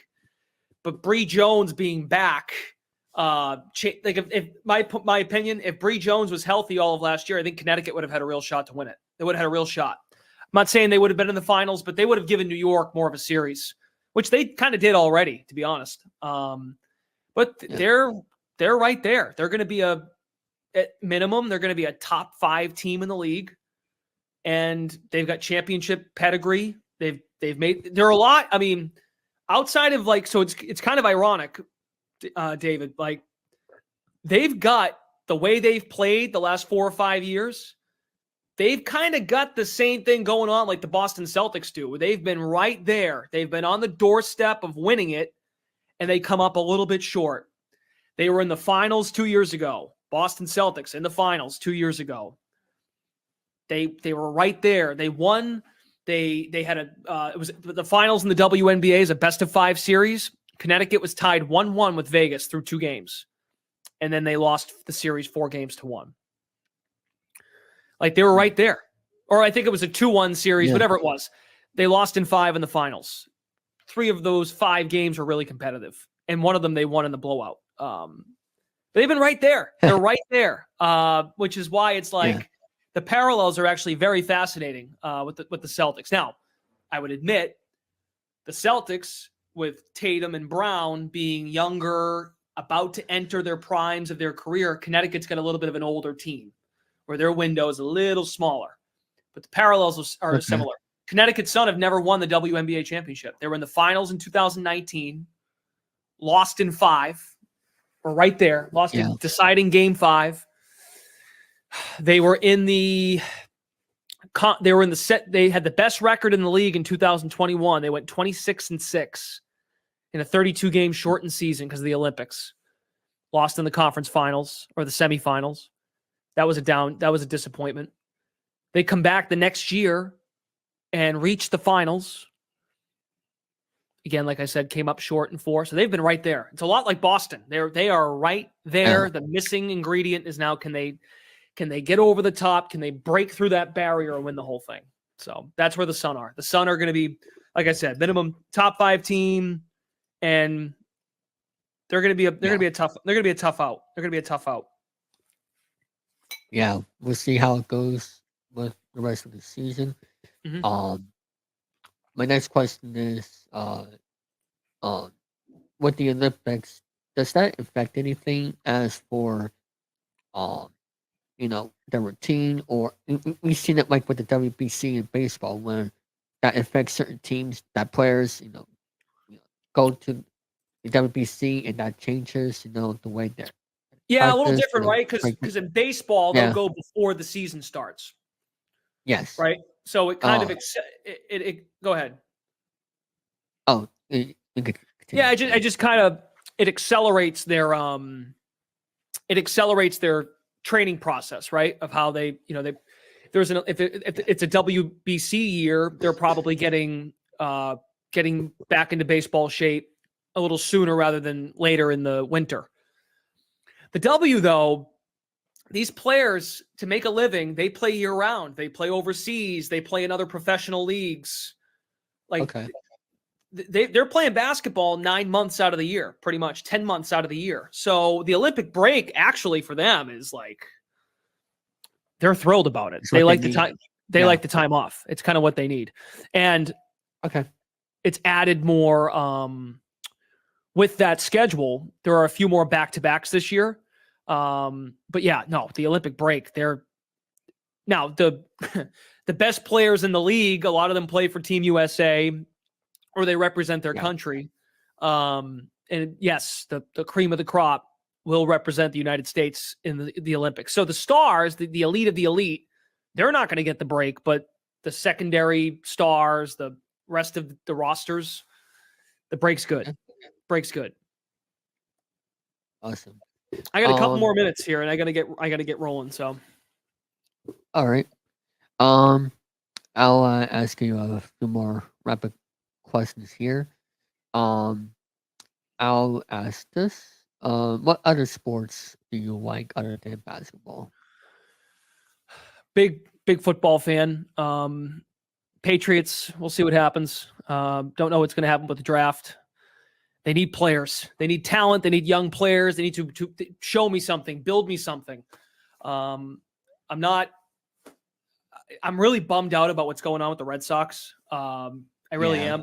I'm a baseball guy. Like Same here. I said this to you earlier. It was the one sport that I was actually pretty good at, and I knew the game really, really, really well at a younger age. And the way it's kind of when I was younger, like I was. Let me think. I was 12 when the Red Sox won in 2004, when they broke the curse and they came back. Like it was a perfect time for me, selfishly, and a lot of my classmates in middle school or even like kids I played Little League with, because we were just getting into it. You were 10, 11, 12 years old, and you just kind of started. When you get to like 10, 11, 12 years old, you're starting to really figure out sports, and you're not just watching like, oh, look, I'm wearing the laundry. I'm a fan of the team. Like you kind of get what's going on. So my baseball fandom has kind of it's kind of dipped in the last couple of years because the Well, the investment hasn't been there in the product, so that bums me out. But I still watch baseball. Like, I still know the game. Like I'm high not as school. up to date though on the stars in the league. I'm just not. And the Red Sox don't help that. They don't, because I don't know what they're doing. I don't really get it. I'm a big lacrosse fan. Lacrosse has been good to me for work. So I went to Syracuse. We don't have a pro. We don't have a baseball team. We have a softball team, but no baseball team. But when you worked in student radio in college, like, lacrosse is huge in Syracuse, huge, women's and men's. And that's where I got my first exposure of doing lacrosse. You almost had no choice. It was football, basketball, lacrosse. And I gained an appreciation for it that I never really had. I never played it. I was a baseball guy in the spring, so I never played it. But it's been very good to me as far as work, and I've come to really enjoy it. Like I said, I think I said this earlier, like, I'm a very neutral hockey fan. Like, I've done some work at University of New Hampshire, so I follow it. But yeah, like, I'm easy. Like, I'll really put anything on. But basketball, I have a passion for basketball at the college, professional level, women's and men's, and lacrosse. So yeah, man. I'm a Boston guy. I dabble in all of it. Patriots, Bruins, Red Sox, Celtics. Yeah. Same here. One more final question. Do you have any advice for those who want to get into play-by-play? Because I've seen people try to do play-by-play just by going on YouTube and have the game on mute and just do the commentary, get those reps in. Do you think that is a good way to do it, or do you have any other advice on how you did it for play-by-play? Yeah, I mean, that example. Yeah, that's. I mean, like, YouTube, the way that platform has grown in the last 15 years, like, YouTube is like, what is this? What is you like? YouTube is like a brand new thing. Like 15 years ago, I think back on it now, like, that's probably what it would have to do now, as opposed to me just barking into my controller, recording nothing. I mean, I wasn't recording when I was doing the muting the TV, trying to figure out if I was any good at this, or just not even if I was good, just to try it, just because I enjoyed it. Like, I wasn't recording that stuff. A great way too, like, I understand the idea in a video game setting, the way these video games are made now, by the way, like the 2Ks, MLB The Show, like, I mean, the picture is so, you might as well, it could look like a real game. You could make a reel and do 6 sports via video games, and you got yourself a nice little demo reel of showing what you can do. But I think it will never beat. My advice is, if you're trying to figure this out, you've never done this before, print out some rosters, jot down some notes on some individual players, some storylines about the game, and go out to a Harvard Stadium. Go to wherever you are. I mean, go to a local college, local high school game, and you can just make up the names, for crying out loud. It doesn't really matter. But practice lay the foundation of, it's a lot like writing. Subject, verb, object. Smith, back to throw, fires, caught. Basketball, dribbles, shoots, scores. Like, just getting the repetition down of how all the nuances of different sports go. You gotta get out. If you've never done it before and you're scared, well, you've got nothing to be ashamed of, because you got to start somewhere, but you just got to try it. And you have to really get comfortable with listening back to yourself, because that can be cringy. You're like, oh, this is what I sound like when I record myself. Like, you have to. You got to go back and pick it apart, because you can send your stuff to internships, prospective jobs, friends, family. Like, the only person who's ever really going to pick it apart, and last one. So the only one who's going to pick it apart is yourself. And then my last bit of advice is, watch people you would think are good and take down notes. Like, great example, if you like basketball, watch this in March. Watch the NCAA tournament, because there's about 7 or 8 different announcers at all these games, and jot down some lines that you liked, or just their pacing, their inflection, their word choice, how they punch a call. Those are all things I would do. Or I still do. Do you think there's a way for people to can still get into the play-by-play business without going to college? If that's Yes, an opportunity there. Okay. Yeah, you got to do game. You got to. It's a lot like Just at the end of the day, it's a lot like I don't have experience doing this, but like yeah. the broadcast business is a lot like acting or like musicians. Like Yeah. when a songwriter or a how they like Taylor Swift blows up. Well, she got her start probably just by playing her guitar in her living room or singing into a microphone, and then you make a tape. It's the same thing as announcers. The tape doesn't lie. You'll hear coaches all the time after a game. We went back and watched film. The film don't lie. It's a lot like this business. You just keep doing it, and your tape, if you keep improving your tape, the tape tells people what they need to know. Absolutely. So, well, thank you very much for doing this. It's great pleasure for doing this, and I'll be watching your game on the 25th with appreciate it. With Sunday. Hope I can say this right. The Western Knicks. That's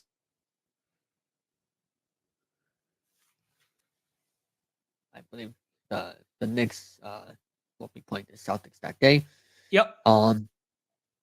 So thank you very much for doing this. And do you have anything else you want to promote before we sign off? Right now, finishing out the G League season strong, and then getting into the W. So I'll have a couple weeks free in April, which is good. So. All right, and that'll be it for this interview. Hello, everybody. I'm Debbie here, and I'm here with my next guest. And it's the host of Knocked On O's podcast, and it's Connor. How are you doing, Connor? I'm great. Thanks for having me on. You're welcome. So let's get started with the interview here by tell us a bit about yourself, Connor. Yeah, so host the Locked On Orioles podcast. Been doing it for about 4 years, over 4 years now, with a sports broadcasting background. Been an Orioles fan my entire life. But the podcast is, it's been fun. The Orioles were not good at all when I started this podcast, and now things have certainly turned around, which has definitely made it a lot more enjoyable over the last year or two. Yeah, so tell us about your broadcaster background that you mentioned. Yeah, so did it in college at the University of Maryland. Was a play-by-play broadcaster, and my senior year, I worked as the radio voice for Maryland's baseball team, and got to travel around with the team that season, which was nice. And then after I graduated, I had a bunch of different roles in broadcasting. I called games in minor league baseball for the Hagerstown Suns, which used to be the low A affiliate of the Nationals. That team no longer exists. I called games in some summer collegiate leagues. I called games at Johns Hopkins University. I still do a lot of high school sports in the Baltimore area. But that kind of led me to this back in 2020. Pretty cool. So how did you get the hosting duties for Knocked On Orioles? Yes, I've been doing that for 4 years, and it's a cool gig, honestly. I mean, it's a lot of work. That's the big thing. It is there's not a lot of podcasts doing 5 episodes a week. And so although those episodes are shorter, they're only about 30 minutes. There's a lot of podcasts that go an hour, 2 hours sometimes. It's still 5 days a week. Now it makes it easier for baseball because during the season, there's a game pretty much every night. So you always have something to talk about. But it's a little bit of a grind, right? I mean, it's I love doing the podcast, but there's certain days where the Orioles lose 7-1 and there's nothing else going on. And you're just like, do people really want to hear me talk about this game? But most of the time it's still fun to do even 5 days a week. And how did you get the hosting duties for the program? Like how did they, the Knocked On Sports Network contacted you? Yeah, so the network has shows for pretty much every professional sports team. And there was a previous host of Locked On Orioles. I believe the podcast itself started in 2018. Okay. And then someone hosted it kind of on and off for about 2 years. And then in 2020, they left. And I just saw a posting online that was just, hey, we're looking it was the network, and they were looking for hosts for like Locked On Orioles, Locked On Marlins, and I think Locked On Fantasy Baseball. And they were like, anyone who's interested, apply. And it was really just me applying. I got an interview and ended up getting it. Now, it was weird timing because I got it at the end of January of 2020, and a month and a half later, the world shut down, basically. And with that, baseball shut down. And so it was definitely an interesting challenge when I first got it, because I was like, oh, I've got this new podcast. I can try all these things out. It's going to be great. And then it's, oh, they're not playing baseball for 4 months once you get the podcast. So it was certainly a transition year. But yeah, it was just seeing an opening, applying for it, and I ended up getting it. Pretty cool. Now let's get to some Orioles baseball here. Of course, I'm a Red Sox fan, and I've known the Orioles from when they are good and when they are bad, because the Red Sox used to always go to Camden Yards and beat them in very close games or very blowout games. But however, for the past couple of years, since I believe towards of, I don't know how exactly they started to go into the right direction, but Alex Cora did say at the end of 2021, when they started to get back into the right direction. What's your thoughts on the Orioles on how you think when did they exactly start to head to the right direction of being that playoff compatible team? Yeah, I think the moment that a lot of people point to is early in the 2022 season when they called up Adley Rutschman. He was, I mean, most people thought he was going to be on the opening day roster that year, and then he got a little bit of a tricep injury. It kept him out for a while. And in mid-May, he was, he was finally healthy in mid-May. And, you know, he was probably healthy a little earlier than that, maybe in early May, but they waited a little bit. They called him up. And from that moment, it was just a different team. And the Orioles didn't make the playoffs that year, but they had 110 losses in 2021. They called Adley up and they had a winning record in 2022. So that was really, and it's not every team can say that, oh, we called up our top prospect and all of a sudden things change. Usually it takes more than that. But for the Orioles, it wasn't all Adley. Obviously other players were playing well, but that was like the moment that things just switched for the Orioles, and it's been a very different team ever since. Yes, ever since that catcher got caught up, it changed everything. It changed for the organization. It changed, Camden Yards forever. I think, because now, just a few months towards the end of the season, we got news that they're going to be staying in Camden Yards for another 30 years. So I believe what Adam Rushman did for getting called up, changing the team completely to an 83-79 record in 2022, and then a year later, winning the AL East with over 101 wins. That's pretty incredible, and I truly believe that Rushman saved the Orioles completely and saved Camden Yards forever. Yeah, he certainly did. And the best part was, the thing that helps you is it wasn't like, oh, we've got Rutschman here and that's it, and we're going to build around him and we have to add other players. Like, they continued to have guys come up after him. So Adley Rutschman came up and he was great. But then Gunnar Henderson came up later that year and he was great. And then Grayson Rodriguez came up last year, and it took him a little bit, but he was great by the end of the season. And now this year, it's going to be Jackson Holliday, which was another #1 prospect in all of baseball. Yes. And they just continue to have guys that are filling in this roster. And that's the big part. Like, Adley can do all he can, but, especially in baseball, you need help. It can't just be one guy. We've seen that from the Angels. You can't just have Mike Trout and Shohei Ohtani. It doesn't mean you're going to be good. And the Orioles just continue to have player after player come up from the minors and help them out. They have to develop those players, take their time, go through the process, and also along the way, get some of those big free agents, like what the Orioles did this past season, and that is getting Pitcher Burns from sorry, this is strain of thought. Milwaukee, I believe. and that's how you win ball games right there. And, I believe what Jackson Holiday is going to do this season for the Orioles, him being shortstop and second base. I've never really seen him play before, but except for the spring training a little bit. What do you think of what he could do this season for the first time? Yeah, I don't know if he's going to be this year like, any kind of MVP level player. I'm not even sure if he'll win Rookie of the Year this year, but I think he's going to be a really solid contributor. He's probably going to play mostly second base for the Orioles this year just because Gunnar Henderson has been so good at shortstop.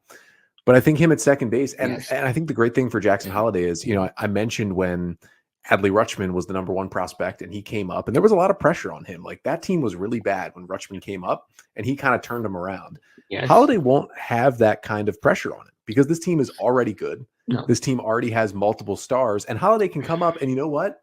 He might hit 8th or 7th in the lineup, and that's going to be okay. There's going to be pressure off of him. He doesn't have to hit 350. He doesn't have to hit 30 home runs in his first year. He just has to be a solid player, and I think that's really going to help him because there's not going to be a lot of pressure on him this year. It's just going to be, hey, come up, play some second base, help us out at the bottom of the order, and then a couple years down the line, that's when hopefully he becomes a superstar as well.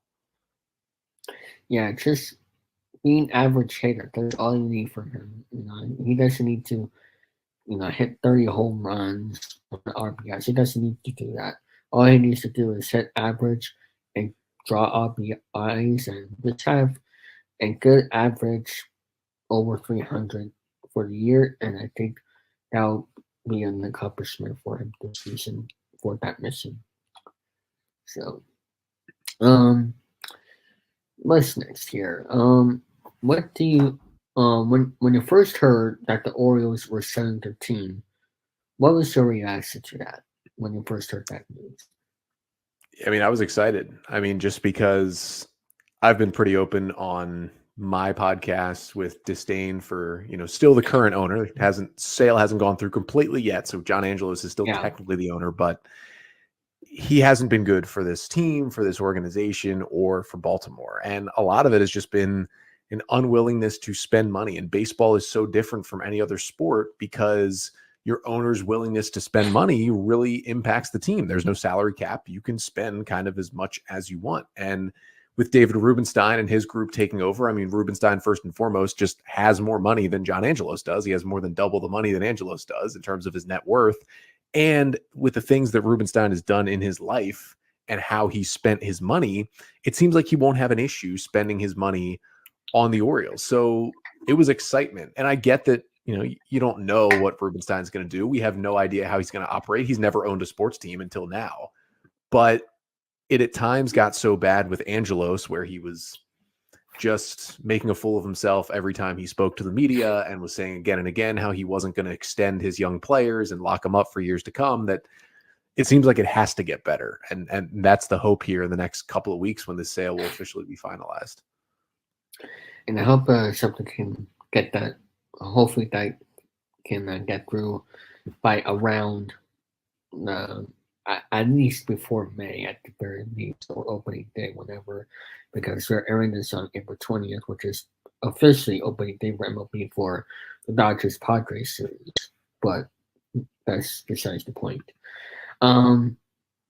And what made you be a long-time Orioles fan? Is it because you're from Baltimore, Maryland, or how did you get into the Orioles? Yeah, so I grew up in Maryland. Born there. I've lived there my whole life. I grew up outside the city in the Baltimore suburbs, but I now live in Baltimore and have for the last few years.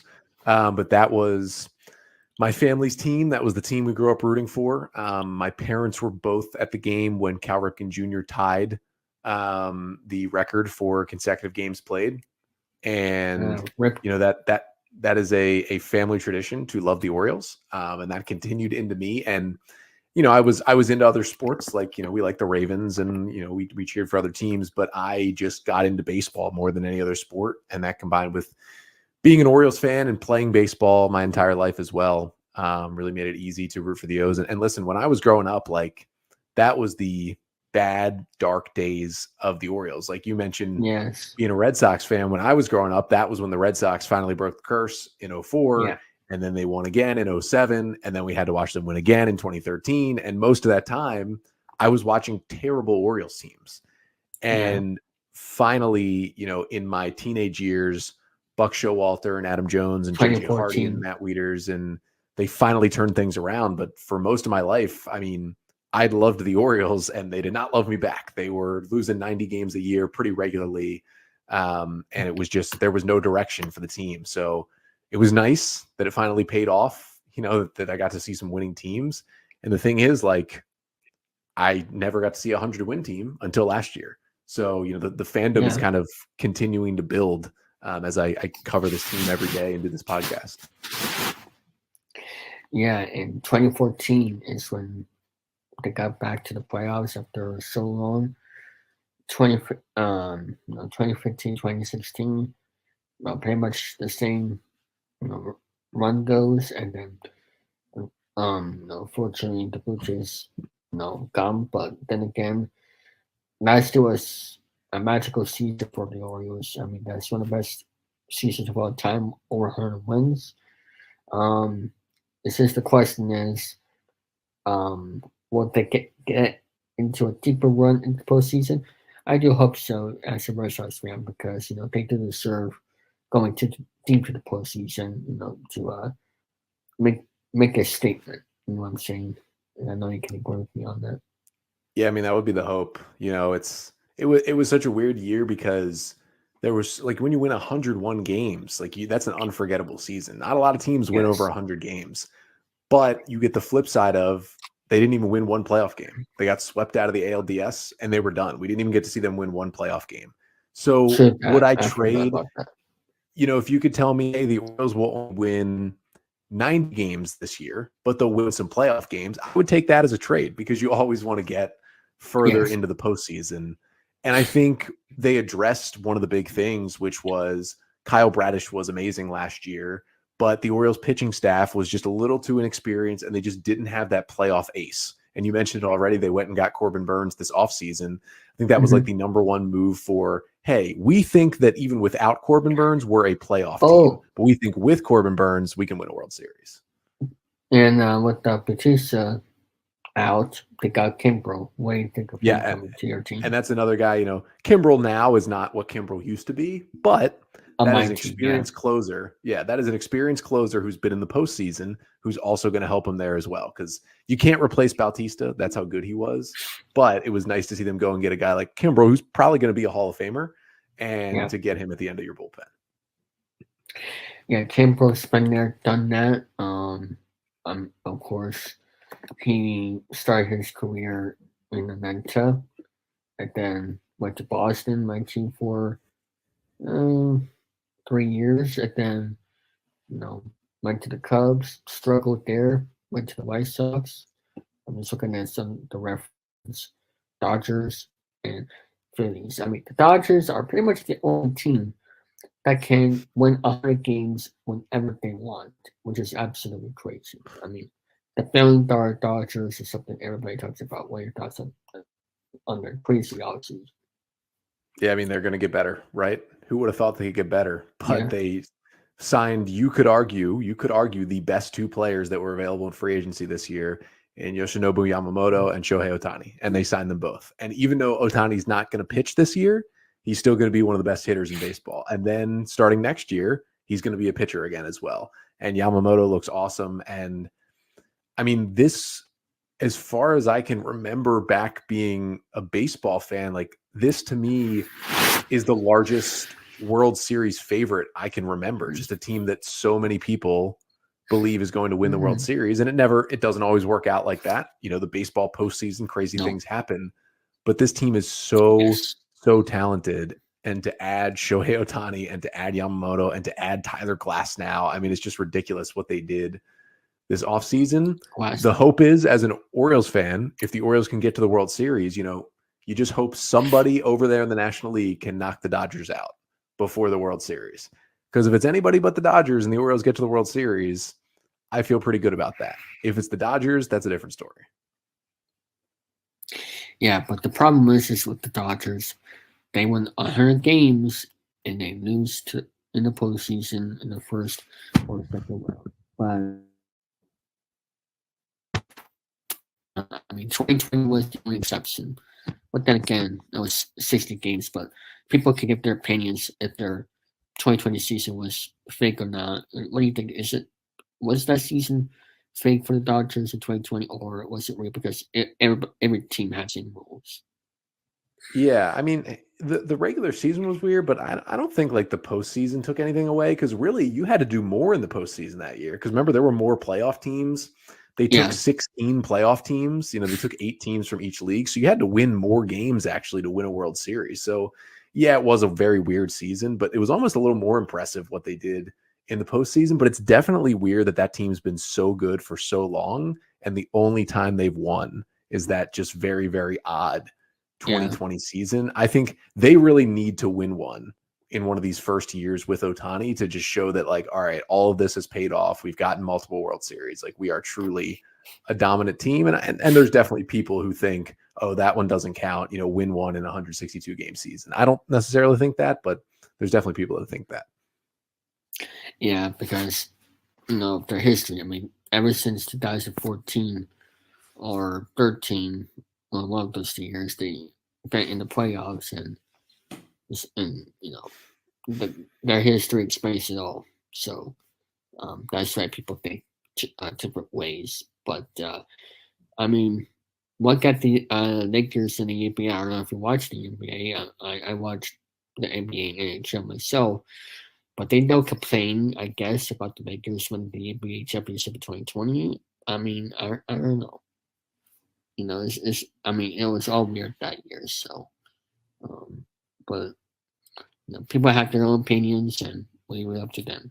So, do you have a routine of guests for your like you have any players from the Orioles come on your podcast, or coaches, or whatever you desire? Yeah, sometimes. I mean, actually, when we're recording this a couple of hours ago, I had a minor league player on, Keegan Gillies, who's a pitcher in the Orioles minor league system. I had on the show. It's not usual for me. A lot of it's because the way the show works is sometimes not conducive to having a lot of guests on, just because it's 5 days a week. So, when you host a podcast that, lasts longer and you can get into more conversations, it's much easier to have guests. But I'm going 5 days a week, and every day I have to at least spend one segment recapping the game from the night before. And so there's not a lot of space to interview players and coaches. I do it a lot more in the off season, I will say, than I do during the season, just because it's a lot easier in the off season. But I've had some minor league players. I've never had a current major league player, but I've had minor league players and minor league coaches on the show. And I've had a couple of minor leaguers who eventually made it to the big leagues as well, like Nick Vespi and Thomas Eshelman. On the show too. So yeah, it's cool to hear from them and kind of hear their journeys and what they work on. But it is hard to get a lot of guests just because, that game ends and I'm recording the show, and it's hard to get other people's schedules on the podcast just because it's so frequent. Yeah, I agree. If you can predict one Baltimore Oriole that could win the AL MVP this year, what will it be, and who will it be, and why? It would be Gunnar Henderson. I think if he can build off what he did last year to win AL Rookie of the Year, he has a real shot. The power's there. He hits for average. He gets on base. He plays really good defense at shortstop and third. And it always helps to be on a good team, right? That always helps you win the MVP. Now, Shohei Ohtani's been a little different because he's so good, but a big thing for the American League this year is Shohei Ohtani is no longer in the American League. So there are a lot of guys that have a better chance of winning the MVP this season in the AL. And I think Gunnar Henderson's got that best shot. He's just such a special player. Yeah, it's going to be interesting because, like I said, Ohtani is in the National League and the $1 billion Dodgers. So with that in mind, Mike Trout is having injury issues with his back. I won't be surprised that he has half a season again for Mike Trout, and that's going to cause some MVP votes. Aaron Judge, he has a toe issue, but if he can stay healthy, he could win the MVP. But he has to deal with that toe issue. So the American League, like you said, is a little bit more wide open, and since this past year, we've been seeing changes for that. So I think it's going to be very interesting for the AL MVP this year. It's going to be interesting. So who do you think will be the Orioles' ace this year? Yeah, it's got to be Corbin Burns. I mean, they traded for him to do that job. He's one of the 5 best pitchers, I think, in Major League Baseball. And they're not going to have Kyle Bradish for a while, who was their ace last year. He's, got a UCL sprain. He's getting PRP injections. They're hoping he'll pitch this year, but he is not going to be ready for opening day. So the easy answer is Corbin Burns. That's what they brought him in to do. What was the contract for Burns? Yeah, so he's a free agent after this year. They traded for him. He's got just 1 year left. Yeah, so they went out and got him, and they'll pay him. I think he gets 15 or 16 million this year, and then, I mean, we'll see. Hopefully, the new Orioles ownership, is willing to offer him a contract that could get him to come back after this year. But it's kind of a move for, we think we can win the World Series this season, and even if we have Burns for 1 year, we're going to go get him. Okay. Well, we'll see how things go with that. And for the pitcher who just torn his UCL, what's his contract like? Yeah, Kyle Bradish. I mean, he's got 4 years of team control left, I believe. So he'll be around even once he comes back. The question is, will he have to get Tommy John surgery? That's the big question. We don't know the answer right now. If all goes well, he could avoid surgery. He could be back in the second half of this season. If things go poorly, he could get Tommy John, and he might be out for the next 2 years. You just never know. So it's kind of walking on pins and needles with Kyle Bradish right now. Same with one of the Red Sox starters right now, but only time will tell. How much research do you look at recently on your Orioles minor league system? Like, do you cover the minor leagues a lot from time to time, or how do you get to know the players better, both minor league and major league? Yeah, for the minor leagues, I definitely used to cover them more a couple years ago when the Orioles were really bad. Like those years, 2021, for example, when the Orioles lost 110 games, it was really hard to talk about the major league team 5 days a week because there was not a lot going on that was fun to watch. And so a lot of the fun was Adley Rutschman and Gunnar Henderson and Grayson Rodriguez and all these guys who are now in the major leagues. They were all in the minor leagues back then. And so it was much more talking about them. And it was also much easier to follow the minors because the players I wanted to watch were in AA and AAA and not in the big leagues, to be honest. Like, that's how bad that Orioles team was. But now it's a little different. The major league team is so good that I don't spend as much time on the podcast covering the minor leagues. I try to, at the very least, touch on something minor league wise once a week, and then have maybe a more minor league focused episode at least once a month on the podcast, just to keep. Now, it used to be much more than that when the major league team was worse, but I do listen to another Orioles podcast called Orioles on the Verge, which just basically almost exclusively covers the Orioles minor league system, and they really help me keep up. And I do have MILB TV, so I'll throw on a Bowie Bay Sox game or a Norfolk Tides game, which is the AA and AAA teams for the Orioles, just because even though most of the good prospects are in the big leagues, there are still more coming for the Orioles, and it's nice to watch them from time to time. Yeah, minor league baseball is good for those reasons. Now, when you do your Orioles podcast, do you actually watch 162 games a year, or do you actually watch at least 140, 150 a year? How does that go? Yeah, I've gotten this question before. It's definitely possible, I think, to watch all 162 games in a season, but it's not easy. And I don't think I've ever watched all 162 games of any Orioles season. It's just, sometimes it's on 7 days a week. And, sometimes you have something to do between 7 and 10, on a Tuesday night. Just happens sometimes. However, I would say in terms of at least watching part of the game, catching at least an inning, I would say over 150 of the games, I at least am watching a little bit of it. And in the games that I only see a couple innings, or the games that I can't watch at all for some reason, before I record, I am going back and watching all the highlights I am, Okay. going in and looking through the box scores. I am going on to Baseball Savant and looking at some of the data from the game. Like I never go in completely blind to a podcast. I'm always making sure I see what was big from that game, what I need to know from that game so I can get to the listeners. But I do try to watch a good amount of games. And, even sometimes, I might be somewhere, not be able to watch the game, but hey, it's a close game in the ninth inning. Put it on my phone just for the ninth inning, just to kind of see how the game Yeah. ends. Sometimes that tells you a lot about the game. Just watching the ninth, can really tell you Sure. how a game is going. But yeah, it's so hard to watch all 162 games. I don't think I've ever done it, and I don't think I will ever do it. But I go to a good amount of games too. I went to 20 Orioles home games last year, so cool.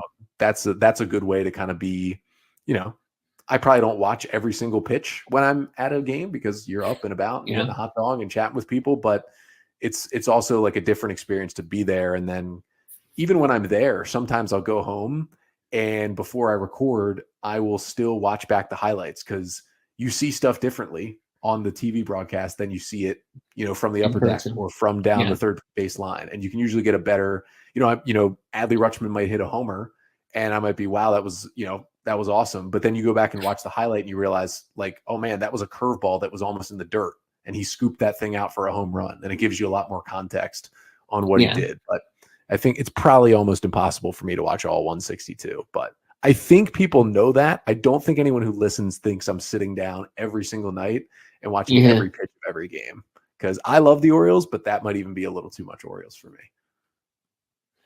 Yeah, definitely. Just if you miss a game for your post game episode, you just watch the highlights and just go from there. So, do you have any future goals that you want to achieve, if it's for broadcasting or for your podcast? Yeah, I mean, I'd like to. I don't know if there's an exact goal for the podcast. I hope it continues to grow. It's continued to grow in listeners and subscribers and people who comment. And, it is kind of cool. Like as I mentioned, I went to 20 games last year, which was the most games I've ever gone to. Last season, Yeah. I lived within walking distance to the stadium. So that was, it's so easy to get to the game when you can just walk to the stadium.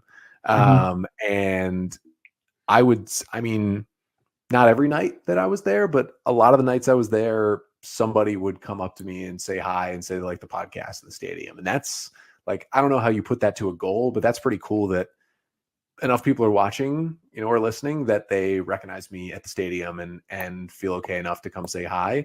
I'd like to see it keep growing. And honestly, like my goal for it is that I hope I continue to enjoy it because there's always that little thought that's like, I'm recording, especially when the season starts from April through September and hopefully October too, recording 5 days a week. Like, the worry is, will I get burnt out from this? Sometimes I Yeah. do take days off of the podcast just to make sure I'm not getting completely burnt out. But I think the goal is as this Orioles team gets really good and hopefully stays really good over the next couple of years, that I don't get burnt out and I still enjoy doing it. And, the audience continues to grow and the Orioles can get good. I mean, my goal would be, I can't really control this, but my goal would be to do a podcast the morning after the Orioles win the World Series. Like that's the goal. I can't really do anything to help that, but I hope that Yeah. happens here in the next couple of years.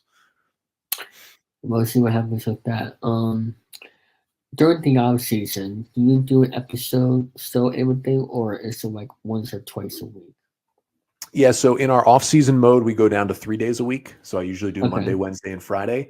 That's usually it's usually a little bit of November, all of December, all of January, and then February until pitchers and catchers report to spring training. And once spring training starts, the podcast goes back to 5 days a week.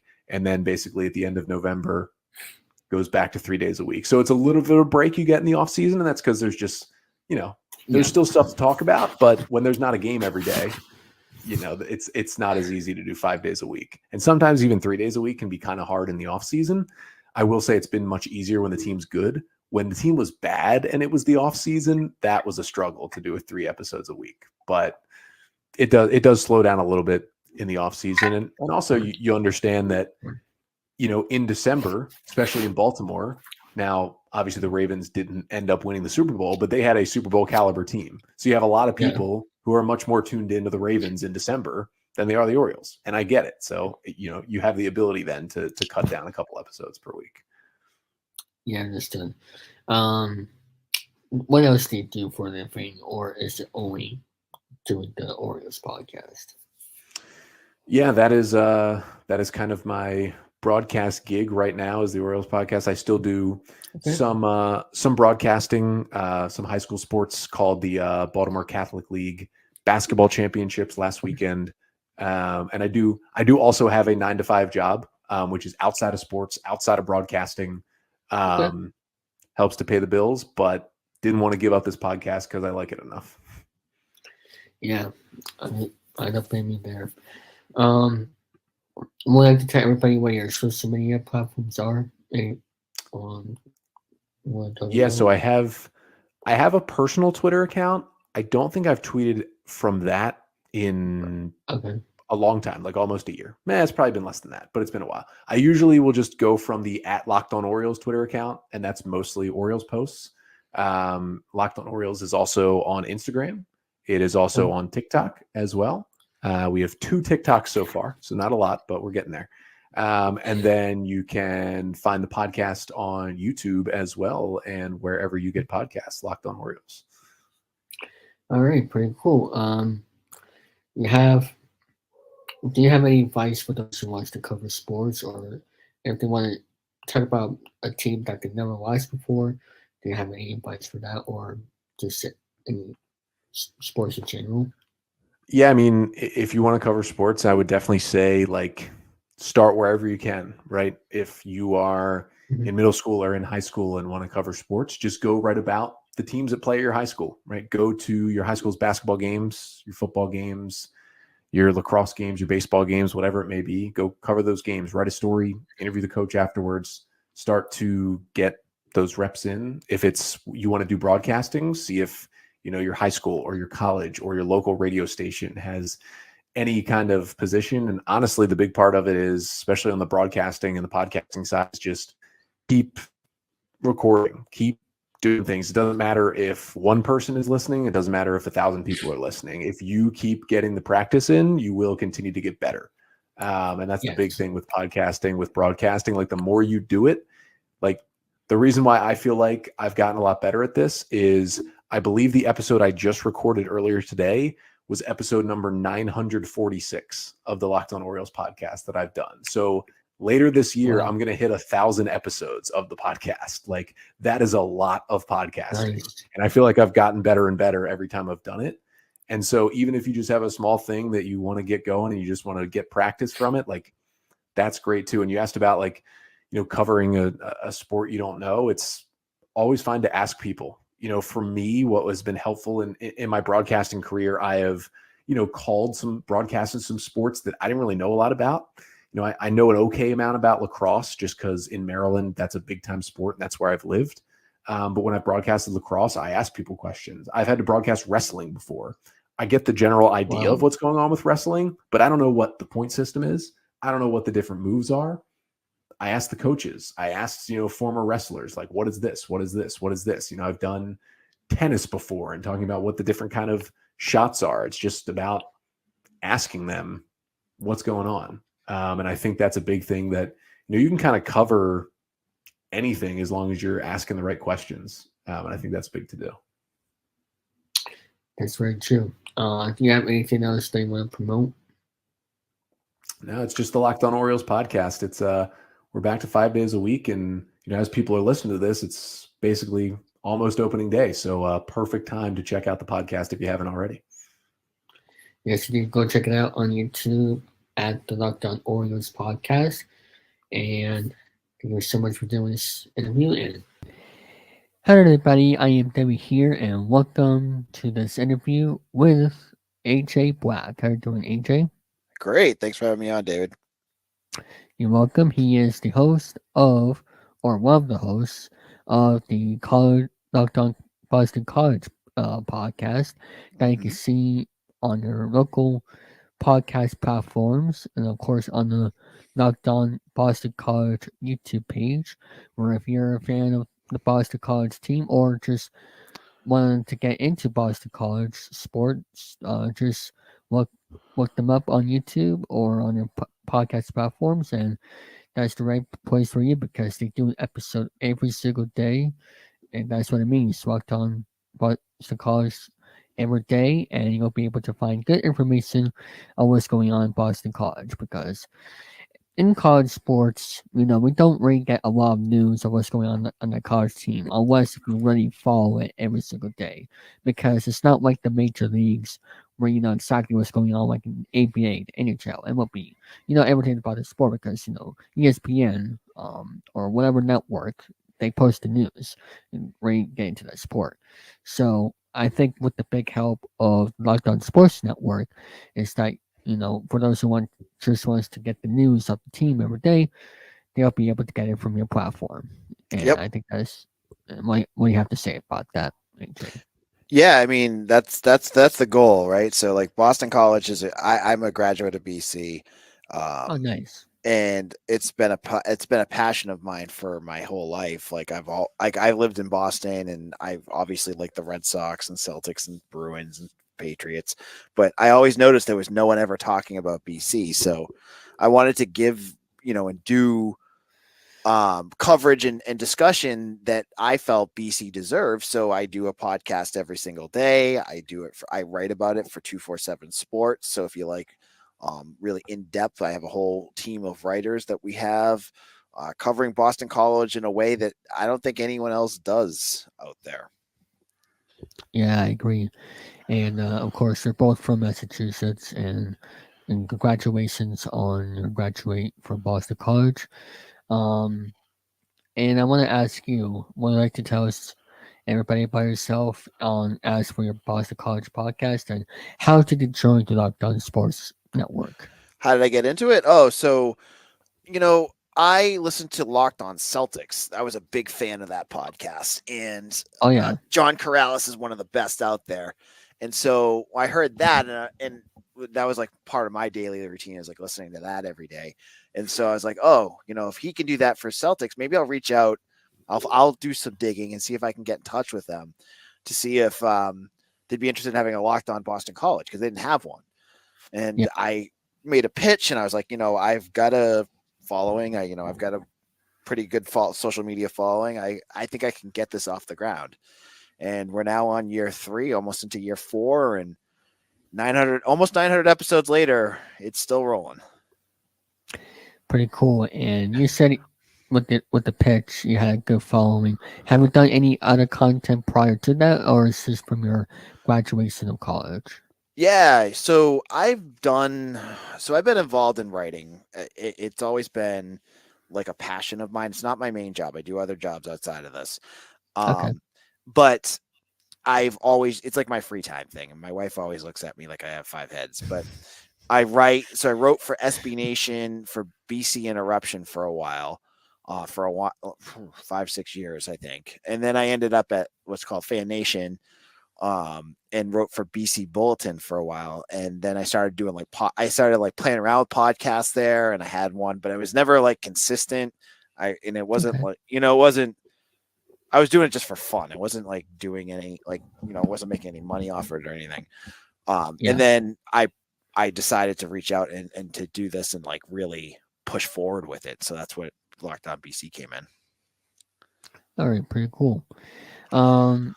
So how did it get started into following Boston College? Is it just that you went to Boston College or from Massachusetts, Yeah. or how? Okay. So yeah, it's a great question. So grew up on the North Shore, and my dad was always into BC. He followed around the time Doug Flutie was around. So the big, when BC was really good, and they didn't have the games at Alumni Stadium because it was so packed. They had to have it where the Patriots play. So he got This me. is for football. Okay. Yeah, for football. Yeah, excuse me. So he got into it for Okay. football, and used to take me to games. And then my future wife went there, so I was always at games with her when we were dating. So I started really like digging it there, and getting into football and basketball. And then when I got to BC, like as a student, that's what like really did it for me. Like I got season tickets to, and I was there like when BC was good again, like Matt Ryan's years in football. and like Jared Dudley and Craig Smith years in basketball when they were a top 25 team, and hockey was winning national championships. So athletics when I was there was a big deal. And so that's when I really got into it. And then once I left BC, once I graduated, I worked at BC. I got married at BC. I've had season Wow. tickets, like everything in my life goes like my kids. I got 2 kids. I got a 5-year-old and a 2-year-old. My little baby 2-year-old sleeps with the Baldwin Eagle, and my son is obsessed with Thomas Castellanos and Quentin Post. Like he wants a Thomas Castellanos jersey because it's all he hears me talking about is BC around the house. So it's always been something. It's a big piece of our life, and so to cover it has always been a cool thing. Yeah, I don't blame you. I mean, I did watch. I mean, I just got ESPN Plus. This last month. So Yep. what I might do this upcoming football season is I'll try to get more games than usual because I try to watch, on my TV, but they don't get all the games on cable. Right. So it's same for basketball as well. But so that's pretty cool that Boston College has been a big part of your life. And as for me, I don't really have a favorite, team, but I was proud to see UConn win last year in basketball. That was awesome. But any team from New England, I'm good to follow. Basically. Oh, absolutely. Yep. So let's get into those 2 big sports that you follow, basketball and football that you cover. Yep. Let's get into football. How did you think the team did this past season? So it was an interesting year for BC football. I mean, going into this year, I looked at the schedule, who they were playing, and the way they avoided Clemson, they avoided some of the better teams in the conference. And I was like, oh, this team is going to be set to like win 8 games, and like finally BC can take that like step forward. They didn't. Jeff Halfley, who I've had on my podcast, like he struggled this year as a head coach. I don't think he did a great job, and the beginning of the season was teetering on the brink of disaster. You at start of the season losing to Northern Illinois, not a good team. You should have lost to Holy Cross. They barely escaped that one. They blew a game against Florida State. They got smoked by Louisville. Then they all of a sudden go on this like miracle 5-game winning streak where they just start pulling off wins. I think I remembered that actually. Yeah, they called it the path to the ACC championship they were looking at. And then it just fell off a cliff at the end of the year again. But then they ended with the win in the bowl game. But I mean, honestly, they did at Fenway. Yep, at Fenway.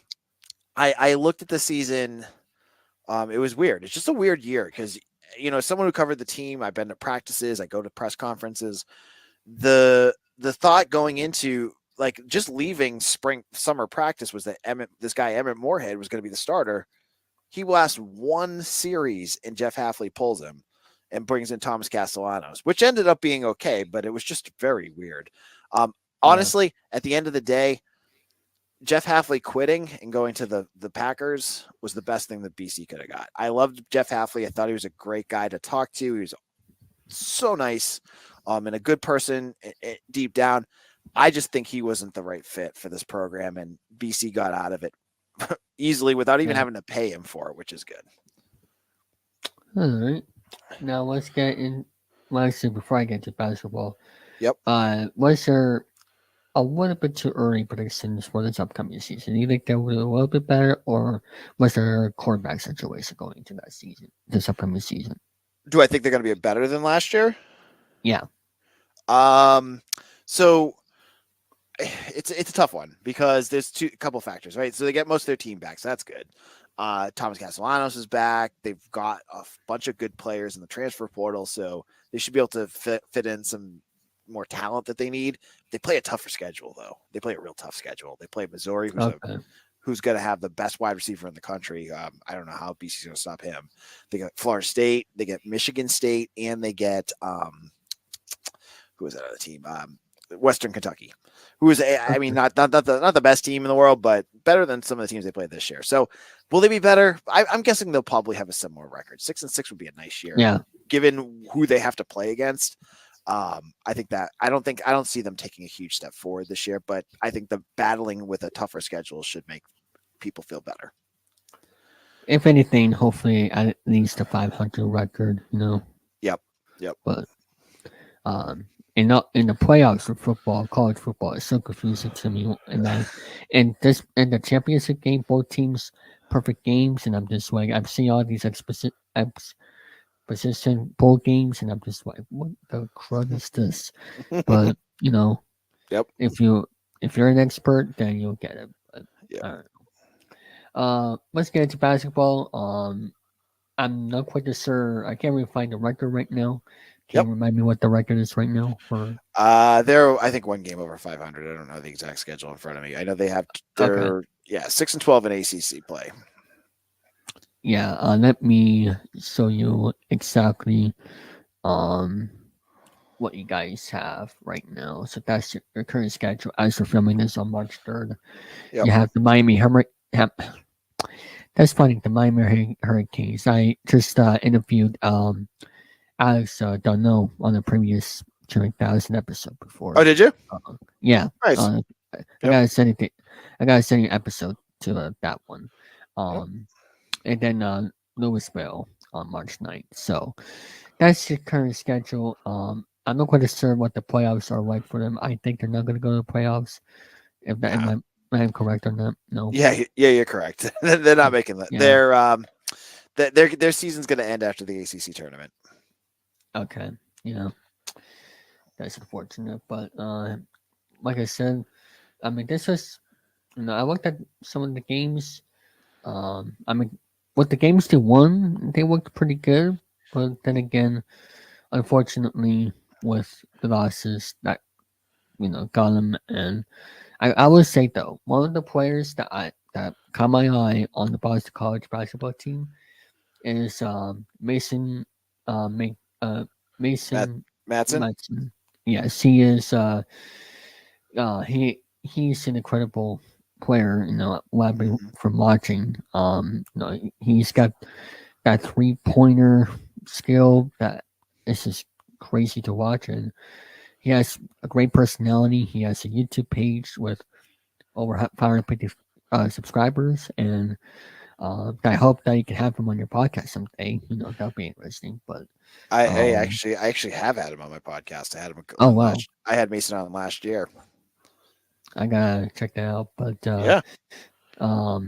So what's his contract, Greg? Like, is this his second, third year, or first? What is his situation? For Mason Matson? Yeah. This is his second year with Boston College. He has one more year left with the Eagles, and he's made comments. I don't think he'll be back next year. I think he might enter the transfer portal. Transfer portal. So basically a trade. Okay. Like to another college. Yeah. So he would go to basically another school, and yeah. So we'll see how that affects Boston College, but I'm sure they can manage it. If they can actually get better. Maybe I don't know. New players. I don't know. What if they do that? Then I think they can have a chance to bounce back. So, we'll see what happens for next year. Of course, with their below 500 record, they're not going to playoffs. But speaking of the playoffs, March Madness, as we're recording this, is right around the corner next week, where all the colleges go to spring break. I'm sorry, today's March 5th, not 3rd. What do you think? Is there a repeat in UConn that you can picture seeing at the end of March Madness, or is there to be a different team that will be winning it all? What are your predictions? Yeah, I mean, UConn's the favorite right now, right? Like, they're the best team in the country. They're playing very well, and Hurley's got them going pretty strongly. It's gonna be, I think, unless there's, there could always be a team that comes out of nowhere. But Yeah. right now, the two best teams are going to be UConn and Houston. And Hmm. I'm not sure who's going to win it, but that's the fun of March Madness, is that anyone can win. Anyone, yep. Yep, in any game, and every game can be crazy, and that's the best part of this part of the season. You can just turn on any game, and you could see a fun, exciting ending. Oh yeah, and it's on every night for 2 weeks, I believe, 2.5 weeks. Well, actually, no, it's in until early April, right? So, so about a good month, you'll be seeing fun college basketball action, which is pretty much the time where everybody watches college basketball. I mean, yes, Yep. there's MLB baseball starting, but for actual college basketball fans who are you know, casual fans of college basketball, that's where everybody watches it, and this is where sports get the most attention this time of year. Although with October, Yep. where everything starts back up, the postseason, it's one of those times of years, and Yep. I'm looking forward to March Madness to see what they can bring, and hopefully, we can see some fun action in there. Um, So, speaking of, what is your number one favorite? Is it basketball or football, or is it a tie with you? Oh, for me, with sports that I like, football. Totally, I'm a football guy. Okay. Yep. Uh, And honestly, I have a writer that covers basketball for me because I like watching okay. it. But he likes it more. So I Oh, do okay. I do the football stuff, recruiting, talking about high school kids coming in, and that's my jam. Okay. So you're on Buzz the college. You're more doing the football stuff, and you have someone Yep. that helps you with basketball. But you Yep. know, Yep. I that's have writers for baseball, basketball. I have someone who helps me with football, and then I have someone for hockey. So okay. I've got a whole team of writers. Yeah, baseball, college baseball is starting. Since mid-February. Yep. We'll see. I mean, Boston College first game was on MLB Network, and they won that one. Yep. So we'll see what they can do this season. I'm not really familiar that much, but like I said, we'll see how Boston College does this year. They're on a one game winning streak right now. They are. Let me see. Overall, 7-3. Home. I guess they haven't played a game out home. I don't know. No, they had one game that was canceled. They were supposed to play in Brighton. Oh, okay. But they're away 5-2, and that's how. Okay, pretty cool stuff. Now, let me get to some other questions here. As for your podcast, so when you now of course you've been following Boston College for a long time, but how did you get started on getting to know the new players? Because all the players graduate, Yep. Every 4 year, 3 to 4 years. How do you get the how do you get to know the new players that you never seen play before? That's a great question, David. So yeah, in funny with the way college football is now, they rotate in a lot faster with transferring. So they go to other schools. Players decide a lot of times, like 12 players out of 80 will leave every year, just in the transfer portal, and then others will graduate. So as I said, I cover a lot in recruiting. So that means the kids in high school, when they decide to go to BC, I'm usually the first guy that talks to them. Like, so there was a kid that decided he wanted to go to BC earlier this week, and I reached out and talked to him and talked to his coach and got to know him a little bit that way. And then you get to know them, watching film. I have a guy that covers film. He if they're guys from other teams, they'll watch the film and kind of talk about what that is. I get to go to some practices. I get to learn a little bit about that. And, from press conferences, you ask the coach, like, who's standing out, what players are looking up, things like that. And the fun thing now with college football is about 10 years ago, you couldn't reach out to kids and talk to them. You had to go through the school. The school kind of they would BC would be able to say no, yes, and like limit who you could talk to. But now the rules in college football have changed so that you can talk to any kid. You can talk to anybody, like as a media member, and that makes it a lot easier to get to know. Like as I said, like I had Mason Madsen on, Christian Mahogany, who's going to be drafted in the NFL draft in a week. I talked to him on Nice. Twitter Space like 2 months ago, or not even 2 months, a month and a half ago. He just jumped in and was chatting with me and my co-writer, and that kind of stuff never could happen before. So that kind of stuff helps you learn the players faster, and you just do a lot of reading and research. That's usually the other thing that helps. Read what other people have written and hear what other people have said, and that can help too. What websites do you use to basically do your research for that? So for a new person, so it depends. So if it's a transfer, for instance, there's a guy coming in, Jerron Bradley. He's a wide receiver. He's 6'5". He's huge. Coming in from Texas Tech, school down in Texas. So you find, 247, the sites I work with, they're a network of sites. They have a Texas Tech site. So I can go to his page and read all the stuff written about him. I love doing that. And you can go to, there's ESPN articles. You just Google his name and you can find all sorts of stuff. YouTube has good stuff too. My co-football writer who's big into film, he'll do that. He'll go to YouTube and put in the guy's name and find his film and then be like, oh, this guy, he's explosive off the line or he's got great hands, and find out stuff like that. So it's all out there. That's the great part of the new age, is that information that you want, you can find it anywhere. You just got to look for it. All right, pretty cool. Yep. Did you play any sports growing up? I did. I played baseball in high school. Then I played a little golf, but I never made the team. I always got cut. And then since college, I was a distance runner for a while. Did a couple marathons, and I ski. So marathons been like the more recent thing. I've done a couple of those, and training and getting myself in shape for that kind of stuff. All right. Do you have, now you're mostly watching college basketball and football, but do you follow a particular major league sport?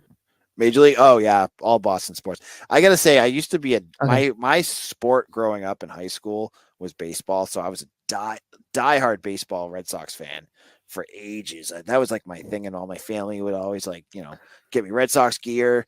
And then they won all those championships, and I just got I don't know what it was about it. I just stopped following as much as I used to. So I'm Patriots, Bruins, and Celtics are probably my top three. But you know what? My guilty pleasure is I love going to the Worcester Red Sox. I go to there a lot because I live near there. I take my kids there. I have a lot of fun going to minor league baseball games. Oh yeah, I've been there a lot as well. Yep. And I got to meet a lot of throwback players as well. Yep. They do on Thursday, so and also the first no hitter at Blue Sox history. Yep. I was there. Oh, nice. Yep, I was there at the first no hitter back in 2022. So that was very awesome to see there. So that's cool. Michael Waka started that one. I was gonna say I knew it was a Red Sox player that was starting. I forgot which one it was. Yep. Yeah, it was Michael Waka who actually, what team is he on now? Royals. Oh yeah, the Royals. That's right. Yep. Their off season has been crazy, but that's the one way to get a winning record team is to get pitching and some hitters in the lineup. I'm not quite sure why in sports business, it takes a month to say, oh, we complete our off season. We got what we wanted. Yep. And there's teams like the Oakland A's who've done crap and absolutely nothing. Why do you think that is for certain teams that say, oh, we're going to go for it. We're going to get all the players we need for the season to have, to go to the postseason, win a World Series. Yeah. Like the Rangers this past year, remember? They won it all. They tried to get to Guam, even though that didn't work out, but they actually got pitching to help Seager and Simeon. Why do you think certain teams go for it? It's so easy for them. Like the billion-dollar Dodgers, but not other teams. Yeah, it's crazy. Like again, like I said, I grew up watching the Red Sox, and I Yeah. was a big fan when they were the team spending all that money, right? They'd go out and buy Manny Yes. Ramirez, and they'd buy Pedro and all those guys, right? And now all of a sudden I'm watching, and I'm not the best Red Sox fan anymore. I couldn't even name half the players on the team, but I do follow the offseason, and I know what you guys are saying, right? Like they did nothing. And you got Mhm. teams like the Dodgers who went out, got Otani, and they got that guy from Japan to bring on with Mookie Betts and all those other guys they got. Like they're stacked. So to me, it strikes me as like the Red Sox and some of those other teams are just they got owners that don't want to spend money. And it's a shame for the Red Sox. Like money makes money, Yeah. right? Like you put a good product on the field, people are gonna pay to watch it. And Yeah. now you don't you did nothing. There's no buzz around the team, and you kind of shot yourself in the foot. So I think it's being frugal and cheap. I think that's all it is. Yeah. Like, and also, what you call it? Like, um, if you remember, like back in 2013, they had some similar off seasons where they didn't do much, and they ended up winning all. So Yep. it's like, I don't know, like, is there like certain?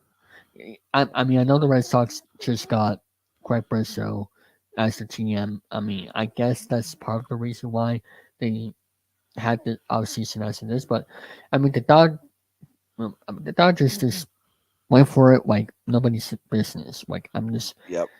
I just don't know why certain teams just don't do anything or go all in. No, it's Yep. weird. I Yep. don't get the business.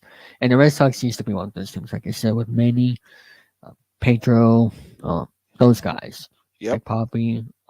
But it's confusing. But I just hope that I just hope that maybe one day the MLB commissioner might do a change where certain teams have certain salaries, or maybe just have one day where all teams get those players they need, or actually no, not a day, a week to because it was a boring off season. They should have a week to do everything they need Yep. to get ready for the season. Because look what Scott Boras is doing right now. He has some Right. more. Yep. Yep. Um. So, what materials do you use for your podcast? What Like do for you, microphone. I'm sorry, for microphones. and oh, computers. Yeah. so I have good question on my microphone. I am using right now. I'm pulling it up because I don't have it in front of me. My Scarlett Solo. It's Hmm. it's a headset one. I had a boom mic before, but it took Okay. up too much space, so I got rid of that. Um, and I use my MacBook and StreamYard just like you're using, and that's how I record. And I love this one because I can like my system right now. If I travel, because I do travel quite a bit, I can Okay. carry it with me, and it's easy to kind of just throw in a bag and go with it. Okay. Um. Let me see. Uh. My next question is, um. Do you have a routine of guests from the team every week? Every week, or is it just for special occasions? So yeah, it's mostly special occasions. During football season, I do have other team. So Locked On has a bunch of Locked On ACC hosts. So Okay. there's a Locked On Seminoles, there's a Locked On Tar Heels. And so every week during the football season, I'll have one on. I've honestly found basketball doesn't get me the amount of traffic and people watching than football does. So I don't really focus on basketball as much as I do on football. Football people will listen to no matter what I talk about. I could say the same thing every day Yeah. for a week and they'd still listen. So I do that. And then like other guests I've had on different players, recruits, coaches, I had Halfley on. And then I have my co-writer Mitch is on every week to talk football. I've got this guy Beacon Street Ball. If you ever follow him on Twitter, he's my basketball guy. And I've had BC Hockey Blogger who covers hockey. He comes on to talk hockey every now and then. I don't have him on that often though, but those are kind of my go-tos. I've had other people on as well though. Like I've had different people at BC that's not on the field or coaches. I've had, it can always rotate. I can always find different people to come on. I sometimes I like to hear myself talk though. Yeah.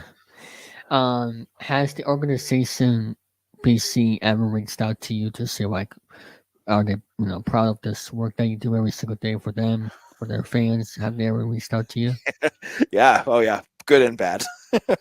Oh, yeah. okay. So, yeah, I hear about it all the time. I mean, so I'll be honest that, I'm one of the louder voices about Boston College and BC. Like Halfley knows me. Jeff Halfley would text me every now and then, but they listen. I can tell you, Okay. previous BC coaches, Steve Adazio, hated my guts. I don't know how Bill O'Brien, the new coach, is going to feel, but they have, and some of them do like it though too. So I've heard, there's different people at BC. The school itself, they're like, yeah, what you do is super valuable. It helps us get our word out. People listen to you, and it does bring attention to our school. So it's not always bad. I do get good stuff too. So yeah, Okay. I do hear it. And if it's your passion, still go for it. And and it may not be. I mean, it's called opinion. I mean, opinions are. Mhm. I mean, I'm not trying to sound wrong here, but it's like if you have an opinion about something, then that's your point of view Mhm. of guys of the team. Um, but um, do you have any goals for this podcast in your future that you want to achieve? Do I have any goals? That's a good question. I don't think so. I mean, I just want to continue to get it to grow. I Okay. love to see my metrics. Like, so I always look at my numbers, like how many people are listening? Is this a popular episode? Or more people listening than last year? And so my goals for myself is to just continue to increase that. Right. Like I look at like some of these other schools, like my boss he's the host of Locked On Auburn, and Auburn is a SEC school that has a ton of listeners, a ton, because college football down there is so big. I don't think I'll ever get to that level, but And we're not talking. Excuse me, but we're not talking about the Auburn in Massachusetts. By the way. no. It's Auburn in Alabama. Yeah. So Mhm. they have a ton of fans down there. And I just want to get more, like when BC gets bigger and they start to win, hopefully under the new head coach, that this will help, get more fans to the podcast, to get more opportunities. And I think that's kind of my goal, is just to continue to have it grow. Oh yeah, and it's all about doing more promotions.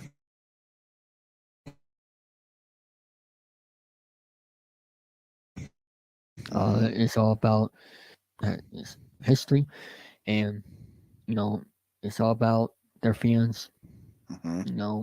Trying to you know you know follow more. And get to know the players, the coaches more. And speaking of one of the coaches, let me what is what's the coach's name for football? Bill O'Brien. Oh no, that's the oh wait, he's actually the coach. I thought it was the offensive coordinator. No, Bill O'Brien's the head coach. He was Oh hired. wow. Yep, and then Will Lawing is the offensive coordinator. They're both from the Patriots. Oh nice. Yep. I thought it was the offensive coordinator. I thought it was the Yeah, no, he was the Patriots offensive coordinator last yeah. year. Yeah, and we all know how that turned out. Yeah, I don't think it was his fault though. Mac Jones. Yep, it was his fault. Anyway, so do you have anything else they want to promote? Any special things coming up on the podcast in the future, or? Yeah, I mean spring football starting for Boston College next Monday. So that's when they practice. They have special spring practices to get ready for the upcoming season and a spring football game in April, which I think a lot of folks should go check out. I'll be talking all about all those practices and all the changes and recruiting and everything that you want to learn about. If you want to get the details about BC, come check it out.